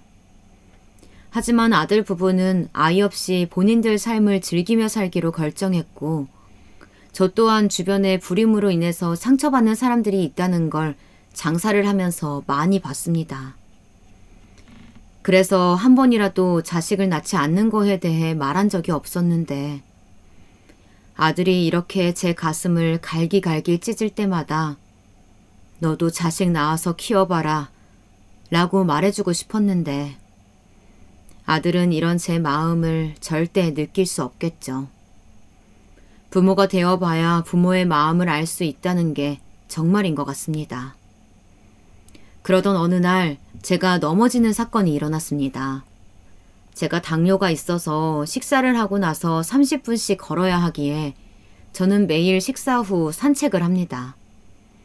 다행히 주택 주변에 산책로가 잘 되어 있어서 늘 다니던 길이라 그날도 걱정 없이 나갔습니다. 하지만 나이가 드니 반사신경이 예전 같지 않더군요. 지나가던 자전거를 피하려다가 넘어진 거예요. 도저히 일어날 수가 없어 아들에게 전화하니 119 불러서 병원에 가서 계시면 퇴근하고 모시러 오겠다고 합니다. 며느리에게 전화하니 받지도 않더라고요. 할 수 없이 간간히 연락하던 예전 가게 옆집 사장님에게 전화를 걸었습니다. 택시 타고 30분이 넘는 거리를 바로 와주더라고요. 내가 낳은 아들보다 나를 더 아껴주는 사람이라는 걸 이때 다시금 느꼈습니다. 병원에 가니 고관절 골절이라고 입원하셔야 한다고 하네요. 자전거를 피하다가 넘어지면서 엉덩이로 넘어지니 손으로 짚지 못해 고관절에 금이 갔다고 합니다. 입원 수속을 하고 동생이 와주는 사이 아들이 찾아왔더라고요. 하루 종일 회의가 있어서 빨리 못 와서 죄송하다고 말하면서 제일 먼저 간병인부터 예약하더라고요. 괜찮다고 해도 본인도 매일 올 수 없고 며느리 또한 매일 못 오니 편하게 간병인을 부르자고 합니다. 4주 정도 입원해 있으면 재활치료도 하고 어느 정도 차도가 있어서 병원이 너무 답답해서 아들에게 집에 가고 싶다고 전화를 했습니다. 엄마, 지금도 계단 오르기 쉽지 않으니까 요양병원에 조금 더 계시고 완전히 걸으실 수 있을 때, 혼자서 다 하실 수 있을 때 퇴원하시는 건 어떠세요? 병원이 갑갑할 수도 있겠지만 그래도 새끼 밥 걱정 안 하셔도 되고 간병인 아주머니에게 들으니까 매일 산책도 시켜드린다고 하는데 오늘은 제가 바쁘니까 주말에 한번 가보도록 할게요. 하고 전화를 끊는 아들에게 서운함에 그만 눈물이 나더라고요. 며느리 또한 어머니, 제가 제일이 바빠서 어머니 챙겨드릴 수 없어요. 어머니도 저보다 간병인이 더 편하실 거라고 생각해요. 좋은 병원으로 알아보고 가시는 거니까 너무 서운하게 생각하지 마세요. 저랑 어머니 입맛도 다르고 제가 시켜드리는 것도 불편하실 거잖아요. 어머니가 집으로 오시면 신랑도 더 불편해할 거예요. 라고 말하니 우리가 가족인가 생각이 들었습니다. 너무 속상해서 동생에게 전화를 걸었어요. 나야, 나 너무 속상하고 서러운데 내 아들 이야기라 어디 가서 욕도 못하겠고 내 아들이 나한테 이러는데 생판 남인 며느리는 오죽할까 싶어서 아무 말도 못했어. 동생, 내가 아들을 잘못 키웠나 봐. 내가 이러려고 그렇게 아끼고 힘들게 돈 벌어서 유학 보내고 한 게 아닌데 내가 정말 잘못 살았나 봐. 너희 형부 갈 때 나도 같이 갔어야 했나 봐. 무슨 부귀영화를 더 누리려고 이렇게 혼자 살아남아서 이렇게 살아야 하니. 언니, 지환이가 어릴 때 공부는 잘했지만 이모한테 말 한 번 먼저 건 적 없고 늘 자신 혼자 다른 세상에 사는 아이처럼 살았잖아.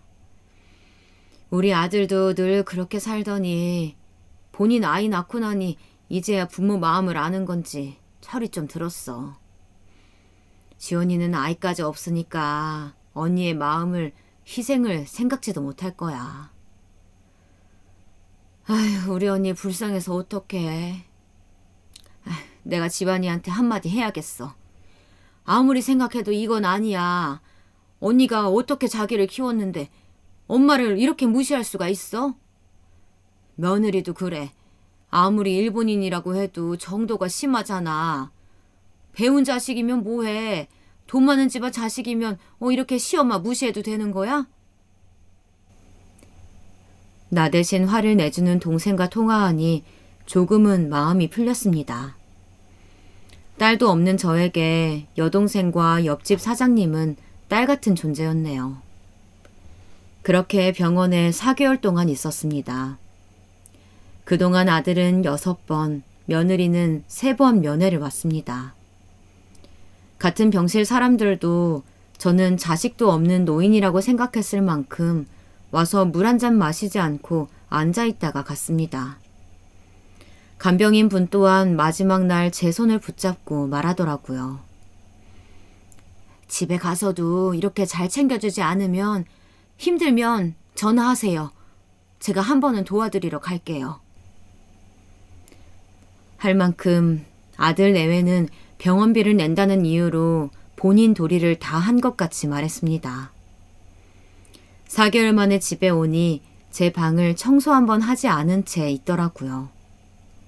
적어도 4개월이나 방을 비웠으면 물걸레질 한번 할 만도 하고 미리 온다는 것도 알고 있었을 텐데 참 야속한 아들 내외입니다.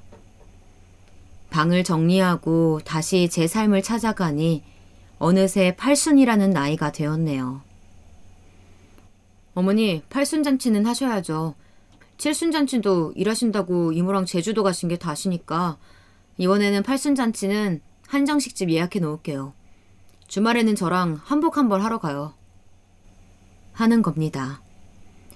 여행을 가도 늘 둘이서 가는 아들이고 한 번도 저에게 어디를 같이 가자고 하는 아들이 아니라서 아들이랑 어디를 간다는 게 좋더라고요.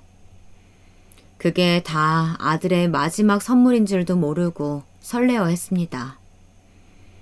일주일 후 결혼식 이후 처음으로 새 한복을 맞춰 입고 팔순잔치를 했습니다. 아들이 반대했지만 옆집 사장님 내외와 그 동네 단골 분들을 초대했어요. 하루하루 만나서 웃고 살았던 이들이야말로 저에게 가장 큰 인연들이었습니다. 저에게는 누구보다 제 삶을 지켜준 이들이었으니까요. 아들은 끝까지 왜 그렇게 사냐, 저를 한심하다 생각했지만 아들에게 끝까지 초대해야 한다고 말했습니다. 아마 제 인생 중 아들 의견에 반대한 거는 이때가 처음인 것 같네요. 그렇게 제가 아끼는 사람들을 모아서 사진을 찍고 팔순잔치를 했습니다. 그날 저녁 하루 종일 피곤한데 잠이 오지 않더라고요. 먼저 간 내 남편도 그립고 남은 내 인생을 생각하니 가슴이 답답했습니다. 그러다 잠시 부엌에 나갔는데 아들 부부가 또 말싸움을 하더라고요. 여보, 나는 이제 할 만큼 다 했어. 어머니 팔순잔치만 해드리면 요양원 보낸다면서 재산 상속도 다 끝났고 내일 당장 요양원 가시라고 남편이 말씀드려. 그리고 우리 일본으로 가는 건 어떻게 할 거야? 엄마 아빠가 기다리는 거 알잖아. 어머니 시설 좋은 요양원에 보내드리고 1년에 한두 번 와서 찾아뵙고 그렇게 하기로 5년 전부터 나랑 이야기 끝난 거 아니었어? 맞아. 나도 우리 엄마가 이렇게 오래 사실 거라 생각도 못했는데 몇 년간 모시고 살았으니까 나도 자식으로 할 도리는 다 했다고 봐. 그래도 오늘 팔순잔치 했는데 지금 당장 나가시라고 하는 건 조금 그렇지. 엄마한테는 내가 이달 안에 말씀드릴게.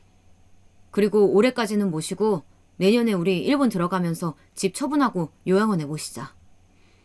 그때 되면 나도 일본 지사장으로 승진할 수 있을 거야. 그것 때문에 이사님 비에 맞춰가면서 효자 흉내 내면서 지금 이 자리까지 왔는데 가야지. 내 꿈인데. 그리고 엄마도 아무 말 없이 따르실 거야. 어차피 지금도 거의 혼자 사시는 거나 마찬가지인데.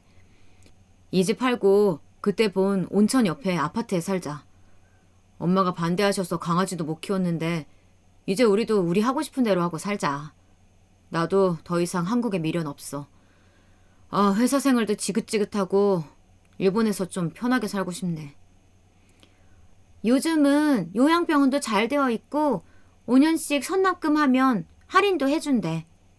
어머니가 5년 정도는 더 사실 것 같으니까 그 돈 빼고 주식 투자하고 이 집 팔고 차 팔고 하면 우리 사는 게 문제는 없을 것 같아. 설마 5년 이상 더 사시는 건 아니겠지? 병원은 나도 같이 알아볼게. 그래도 어머니가 그 사람들한테 잘하셨나 봐. 생각보다 다들 돈을 많이 넣으셨네. 이모들도 늘 못 사신다고 들어서 어머니한테 돈만 빌리는 줄 알았는데 100만 원씩 하셨어? 그러게. 우리 이모들이 웬일이래. 엄마가 어렸을 때부터 키워주셨으니까 이 정도는 해야지. 밥값 계산하고도 생각보다 많이 남았네. 예전 식당 사람들까지 불러서 솔직히 밥값 많이 나올까봐 걱정했는데 이 사람들도 양심은 있네. 엄마가 반찬도 공짜로 주고 돈도 빌려주고 했었는데 이럴 때 엄마한테 갚아야지. 이 돈은 주식에 다시 투자하면 되겠다. 생각보다 현금이 많이 들어와서 다행이야. 아들이 일본으로 이민할 생각을 하고 있었다는 것도 처음 듣는 이야기였지만 내 손님들을 이렇게 취급하는 아들의 인성도 아직 혼자서 밥도 차려 먹고 거동이 불편한 것도 아닌데 요양병원에 보낸다니.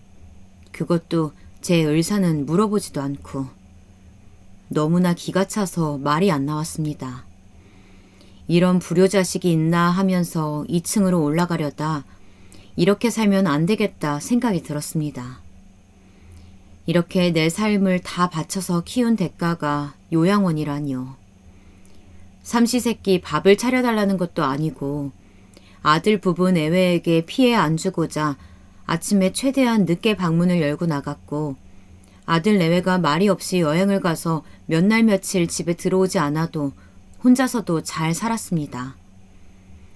몇 년이라는 시간 동안 같이 아침을 먹은 적이 없었고 그나마 아들 내외가 반찬 배달한 거 그리고 제가 해먹은 것들은 제가 가진 돈으로 샀습니다.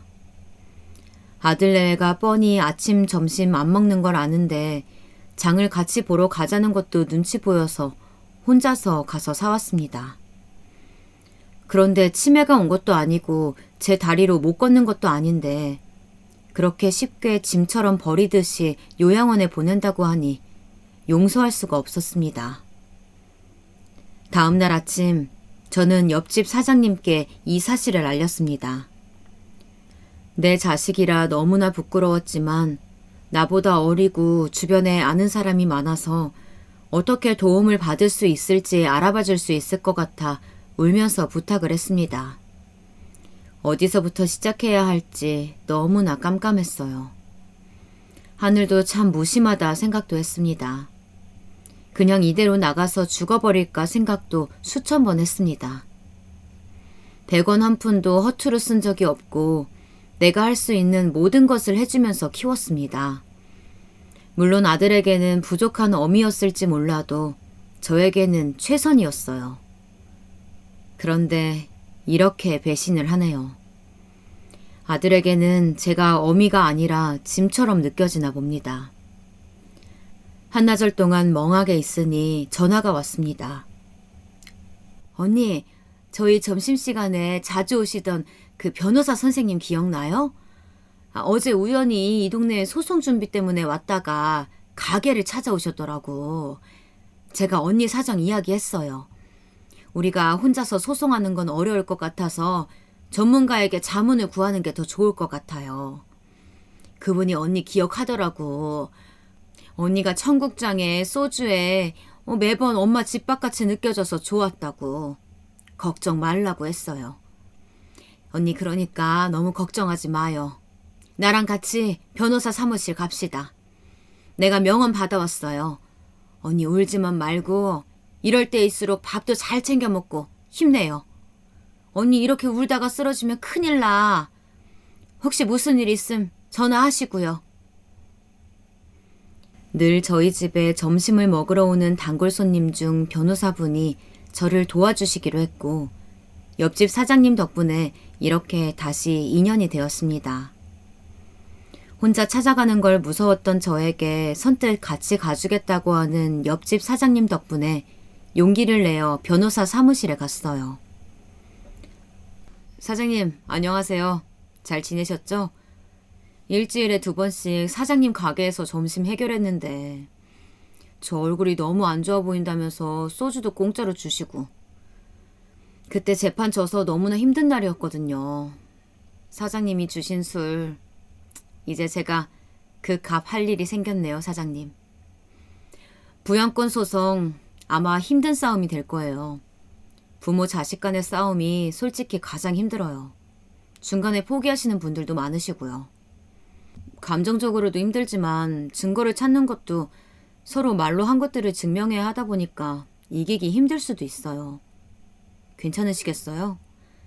사장님은 끝까지 소송하시겠다고 마음 먹으신 거죠?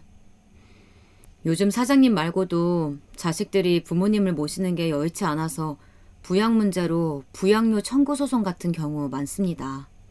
그러니까 너무 걱정하지 마세요. 예, 변호사님. 저 좀 도와주세요. 제가 병원에서 퇴원하라고 해도 아들이 말려서 퇴원해도 이 병원 저 병원 다니다가 4개월이 지나서 집으로 왔는데 엊그제 팔순잔치 해주더니 이제 요양병원에 나를 가두려고 합니다. 제가 아들을 잘못 키웠네요. 이럴 거라고는 꿈에서도 생각해보지 않았습니다. 변호사님, 제가 어떻게 할까요? 저는 정말 요양원에 갇혀서 남은 인생 살다가 가고 싶지 않아요. 그렇게 울면서 2시간 동안 이야기를 하면서 제가 준비해야 할 서류부터 설명을 들었습니다. 우선 제 통장을 봤습니다.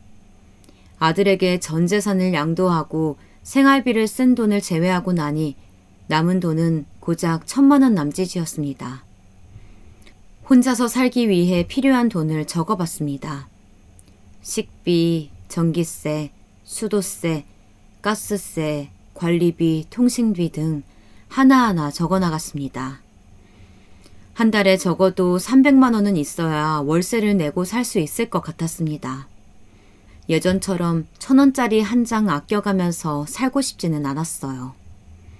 제가 열심히 모은 돈, 제가 사랑하는 사람들에게 베풀면서 살고 싶다는 생각을 했습니다.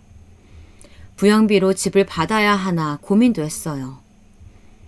동생이랑 같이 사는 것도 몇십 년째 살았던 이전 동네로 이사도 하고 싶었습니다. 너무나 부끄럽지만 동생에게도 전화를 걸어 이틀간 있었던 모든 일을 이야기했습니다. 동생아, 내가 지금 이런 상황이야. 나 혼자서 살기엔 언니가 너무 늙었어. 오늘 변호사 선생님이랑 이야기하는데 잘 모르겠더라. 다행히 옆집 사장님이 도움을 주시긴 했지만 내가 몸만 늙은 줄 알았더니 머리도 늙었나 봐. 언니 좀 도와줄래? 언니에게 힘이 좀 되어줄래? 하니 울면서 바로 동생이 대답했어요. 언니야, 내가 갈게. 내가 가서 언니 옆에 있을게. 우리 언니 한평생 고생만 했는데 정말 남들한테 잘못 한 번 하지 않고 싫은 소리 한 번 안 하면서 착하게 살았는데 아휴, 우리 언니 불쌍해서 어떡해. 하면서 대성통곡하는 동생을 보니 그래도 아직 내 옆에는 동생도 남이지만 더 가족 같은 옆집 사장님도 나를 생각해주는 사람들이 있다는 사실에 감사했습니다. 안녕하세요, 사장님. 오늘은 동생분이랑 오셨네요. 사건을 준비해봤는데요. 예전에는 자식이 나이 든 부모를 모시는 게 당연시 됐지만 사실 지금은 결혼 자체도 잘 안 하고 아이를 안 낳는 사람들도 많은 게 현실이에요. 우리나라 민법상으로도 부부 사이 그리고 부모 자식 간의 부양의 의무가 규정이 되어 있고요. 사장님처럼 효도하기로 한 아들이 미리 재산을 증여받아 놓고 그 의무를 다하지 않았을 경우 엄연한 불법행위로 볼 수 있어요. 부양류 청구 소송은 자식으로서의 의무를 저버리는 행위이며 또 효도를 하지 않았기에 이에 대해서 소송을 거는 건데 그에 맞게 합당한 근거가 있어야 됩니다. 사실 이러한 근거가 되는 증거를 수집하는 과정이 어려워서 중간에 포기하시는 분들도 많으세요. 변호사 선생님, 저희 언니가 진짜 가게부터 예전에 형부랑 살던 아파트 다 상속해줬습니다. 아마 그 돈만 해도 30억이 넘을 거예요. 그뿐인가요? 가게 권리금부터 그렇게 전부 다 증여를 해줬더니 이렇게 막무가내로 언니를 요양병원에 보낼 생각을 하다니요. 물론 아들놈이 대기업에 다녀서 본인이 모은 돈도 있죠. 지금 사는 주택이 20억인데 다 언니 돈으로 지은 집인데 아들 명의로 되어 있어요. 언니가 지금 가진 돈은 1,000만 원 정도고요. 솔직히 너무 괘씸해서 꼭 이 소송으로 이기고 싶네요. 우선 아들 회사에 송장 보내고 이런 나쁜 불효막심한 놈이라는 걸 알리고 싶어요. 이제라도 우리 언니 좀 편하게 살 수 있게 도와주세요. 아휴, 정말 하늘도 무심하지. 변호사님, 꼭 이겨서 그 아들놈 혼 좀 내주세요. 저보다 더 화가 난 동생은 인터넷으로 알아봤더라고요. 그렇게 저랑 제 동생 그리고 변호사 선생님이랑 소송 준비를 시작했습니다. 주말 저녁 아들이 같이 저녁을 먹자고 하더라고요. 아, 이제 올 게 왔구나 싶었어요. 마음을 단단히 먹었습니다. 절대 눈물 절절 흘리면서 불쌍한 엄마처럼 보이고 싶지 않았으니까요. 너에게 의지해야만 하는 늙은이가 아니라는 걸 보여주고 싶었습니다. 변호사를 만난 이후 매일매일 밤마다 울면서 저 세상 간 남편을 원망했죠. 왜 혼자 가서 나만 이런 꼴을 보게 하냐고. 원망하면서도 신에게도 80년 동안 내가 무엇을 그렇게 잘못했기에 이런 지독한 벌을 내리시냐며 제 얼굴이 날이 갈수록 수척한데 아들 내외 부부는 매일 무엇이 그렇게 즐거운지 웃음소리가 끊이지 않더라고요. 배신감에 치를 떨었습니다. 죽기 직전까지 아들에게 민폐 끼치지 않는 부모가 되는 게 인생 목표였는데 이제 제 인생 목표는 내 인생을 찾는 것입니다. 적어도 아들에게 앞으로 내 삶이 남은 기간 동안 살아갈 부양비를 받아야 했고 아들이 진심으로 사과하길 바랬습니다. 부모 자식 간의 싸움을 오래 끌고 싶지 않았어요. 그날 저녁 팔순잔치를 한 한정식 집으로 오라고 하더니 봉투를 꺼내며 이야기를 꺼내더라고요. 어머니, 저희가 일이 바쁘고 잘 못 챙겨드리는 것 같아서 병원을 알아봤어요. 옛날에는 요양병원 하면 치매 환자들이나 가는 곳이었지만 지금은 혼자 사는 노인들도 많이 가신대요. 어머니도 저희랑 사시는 거 편하지 않잖아요. 몇 년 동안 같이 살았으니까 저도 아들로서 할 도리는 다 한 것 같아요. 제가 2군데 정도 치러봤어요. 엄마도 매일 아침 혼자 차려 드시고 저희랑 시간도 안 맞아서 자주 보지도 못하고 저희 부부랑 생활 패턴이 너무 달라요. 지금 집도 팔려고 내놨고 바로 사겠다는 사람이 있어서 정리할 겁니다. 저희 집에 더 이상 모시고 사는 건 힘들 것 같네요. 어머니도 요양병원 가셔서 삼시세끼 걱정 안 하시고 늘 케어받으면서 가시면 또래분 친구분들도 사귀기 편하실 거예요. 2군데 팸플렛 보시고 마음에 드시는 곳 정하세요. 아들아, 오늘부터 모자 간의 연을 끊자. 2주 전 팔순잔치 한날 밤 너희 부부가 한 얘기 다 들었다. 어떻게 네가 그럴 수가 있니? 너에게 나는 정말 짐밖에 안 되는 존재니? 엄마가 어떻게 널 키웠는지 알면서 내 인생, 너희 아버지 인생 다 바쳐서 번 돈 다 너에게 줬고 너에게 짐 안 되고자 같이 살고 난 이후 방문조차 조심히 열면서 아침을 차려 먹고 살았다. 그런데 팔순잔치 한 날 요양원에 보낼 생각을 하니? 내가 치매 환자야? 아님 내가 거동을 못해? 너희가 언제 내 밥 한 번 직접 차려준 적 있어? 내가 다 알아서 해먹고 살았는데 언제는 내 식사 신경이나 쓴 적 있니? 하면서 울분을 토했습니다. 그러자 아들이 제 인생의 오점이 바로 부모님입니다. 돈으로 해주셨다고요? 매일 남들보다 더 열심히 살았던 건 부모님뿐만이 아니에요. 저 또한 가난이라는 지긋지긋한 굴레 벗어나고자 열심히 했어요. 나보다 성적 나쁜 애가 의대 갔을 때 얼마나 비참했는지 아세요? 겨우 준비해서 일본 유학 갔다 왔지만 사실 거기서도 돈은 늘 모자랐고 다른 친구들은 여행이다 하면서 올 때 죽어라 공부만 했습니다. 그런 저를 사람처럼 챙겨준 게 지금 아내고요. 처음부터 자식은 안 낳을 생각이었습니다. 지금은 잘 살지만 언제 가난이 저를 찾아올지 모르니까요. 제 아이들한테는 가난을 물려준다 생각하기도 싫어요. 제 어린 시절 저는 생각하기도 끔찍한 기억들밖에 없어요. 부모님이라고는 매일 밤에 얼굴 잠시 보는 게 끝이고 가게에 바빠서 상담 한번 제대로 오신 적도 없으면서 이제 와서 가족 타령하시는 건가요? 처가살이 네, 하고 있습니다. 그리고 잘 사는 집 자식과 결혼하고 싶었습니다. 제가 주식으로 돈 잃었을 때 갚아주신 거 저희 장인어른이셨어요. 잘 사는 집 자식처럼 저도 그렇게 살고 싶어요. 그래요. 말 나온 김에 솔직하게 말씀드릴게요. 어머니만 안 계셨으면 벌써 10년 전에 일본으로 갔을 겁니다. 아버지 돌아가시고 바로 가고 싶었으나 어머니가 계시니까. 그리고 가려고 또 마음먹을 때마다 어머니가 아프시더라고요. 저 또한 참은 거예요. 그럼 제 인생은요? 저 더 이상 한국에서 회사 다니기도 싫고 승진에 목숨 걸면서 살고 싶은 생각도 없어요. 일본에서 이제 편하게 살고 싶은데 그게 뭐가 그렇게 잘못된 건가요? 부모라고 무조건 부양해야 하나요? 여태 같이 살아줬잖아요. 더 이상 왜 바라시는 거죠? 다른 부모들은 자식한테 민폐 끼치기 싫어서 본인 알아서 요양병원 가신다는데 왜 엄마는 이런 일까지 제가 알아보게 만드는 거예요? 아들의 말을 들으니 지난 80년간의 세월이 정말 헛수고였구나. 내 인생을 다 바쳐서 키웠는데 그게 아들 너에게는 당연한 거였구나 생각이 드니 이대로는 물러설 수가 없겠다 싶었습니다. 나는 요양원에 들어갈 생각 없다.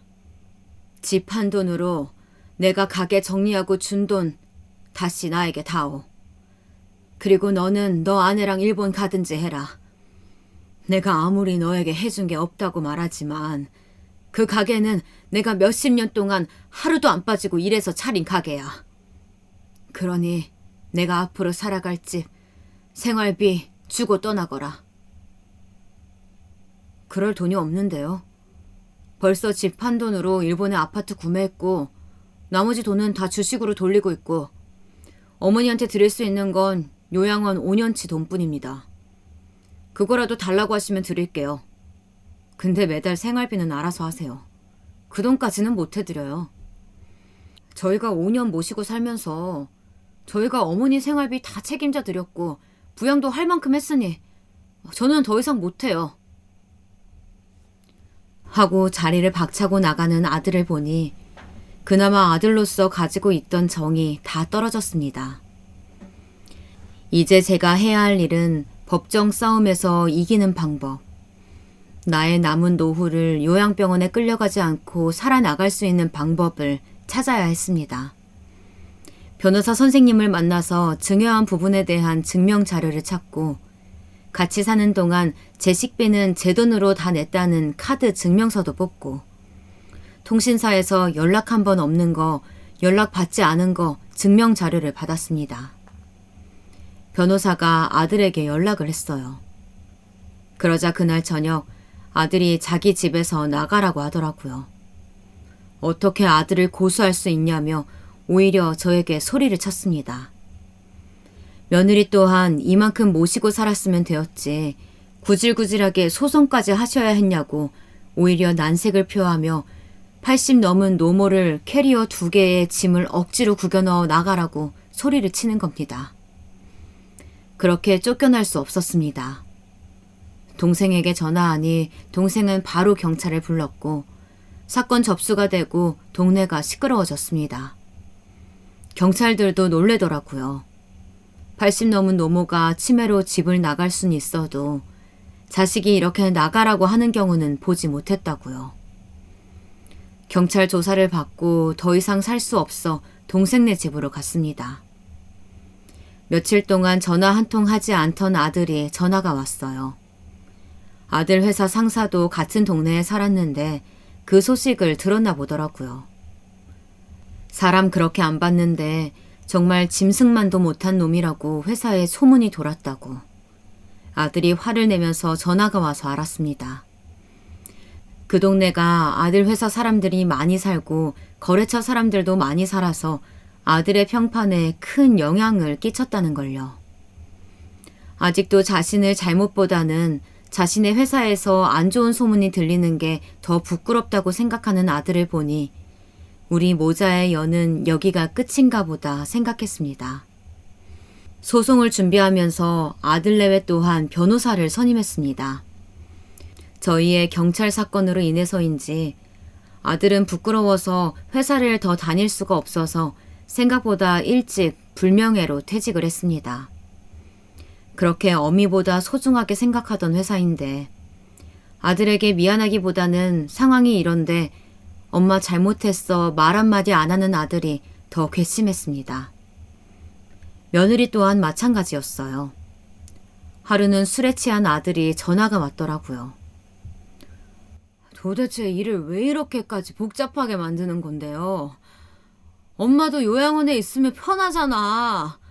그리고 우리끼리 싸울 문제 왜 경찰을 개입시켜서 일을 이렇게 꼬이게 만들어요? 내가 회사에서 어떤 말 들은 줄 알아? 호로 자식이래. 사람들이 손가락질 한다고. 내가 얼마나 회사에서 승진하려고 아득바득 살았는데 일본 지사장 자리 따낼 수 있었는데 매일 늦게까지 일하고 모두 다 다음 승진은 나라고 승승장구하는 내 인생에 왜 돌을 던지는데? 엄마가 뭐 해줬는데?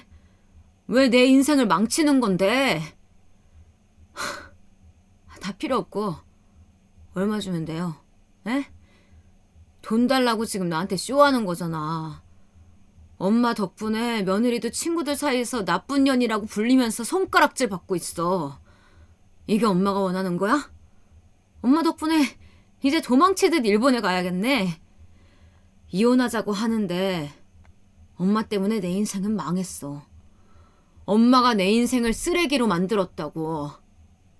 다시는 보지 말자. 이제 엄마 아들은 없어. 하면서 소리치는 아들. 정말 이게 사람이 맞을까요? 시간은 소송 준비를 하다 보니 금방 지나가더라고요. 소송을 진행하면서 어느새 아들은 엄마라고 부르는 대신 최말자 씨라고 제 이름을 부르더라고요. 변호사님 또한 부양가족 소송을 가면 부모와 자식 사이가 아니라 남남으로 되어가는 소송이라 이기는 사람, 지는 사람 모두 마음 불편한 재판이라고 하더라고요. 아무래도 가족 간에 발생하는 일인 만큼 당사자인 저도 힘들었고 그걸 지켜보는 동생도 힘들어했습니다. 그래도 동생도 옆집 사장님도 그 외 이웃들의 도움이 있어서 여기까지 왔습니다. 재판이 시작되었습니다. 저는 보통 연금 외에 정기소득이 없는 경우에 속했고 일전에 자식에게 재산을 증여하여 남은 재산이 없는 상태를 증명했습니다. 또한 혼자서 살기에 생계를 유지하기 어렵다는 걸 증명해서 결국 소송에서 승리를 했어요. 물론 아들의 전 재산을 가져올 수는 없었습니다. 제가 증여한 돈의 100%를 찾는 것은 어려운 일이라고 하더라고요.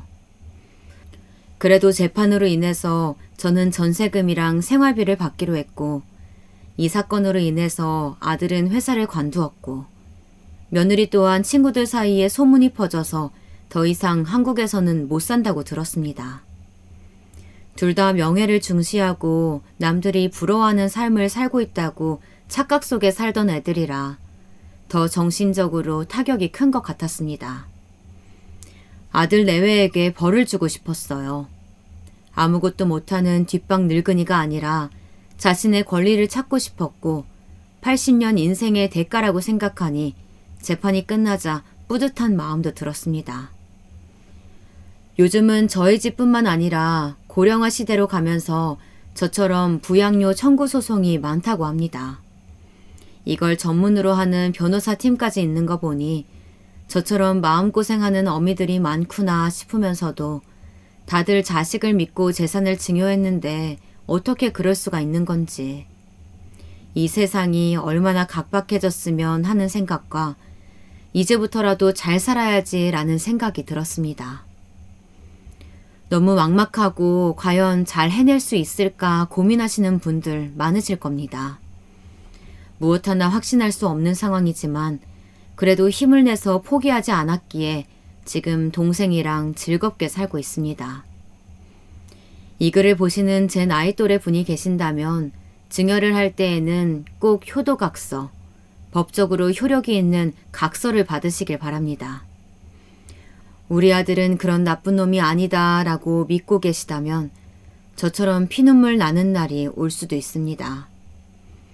미리 변호사와 만나서 상담을 받아보세요. 그때 제가 포기하고 아들이 시키는 대로 요양병원에 가 있었다면 지금처럼 자유롭게 살지 못했겠죠.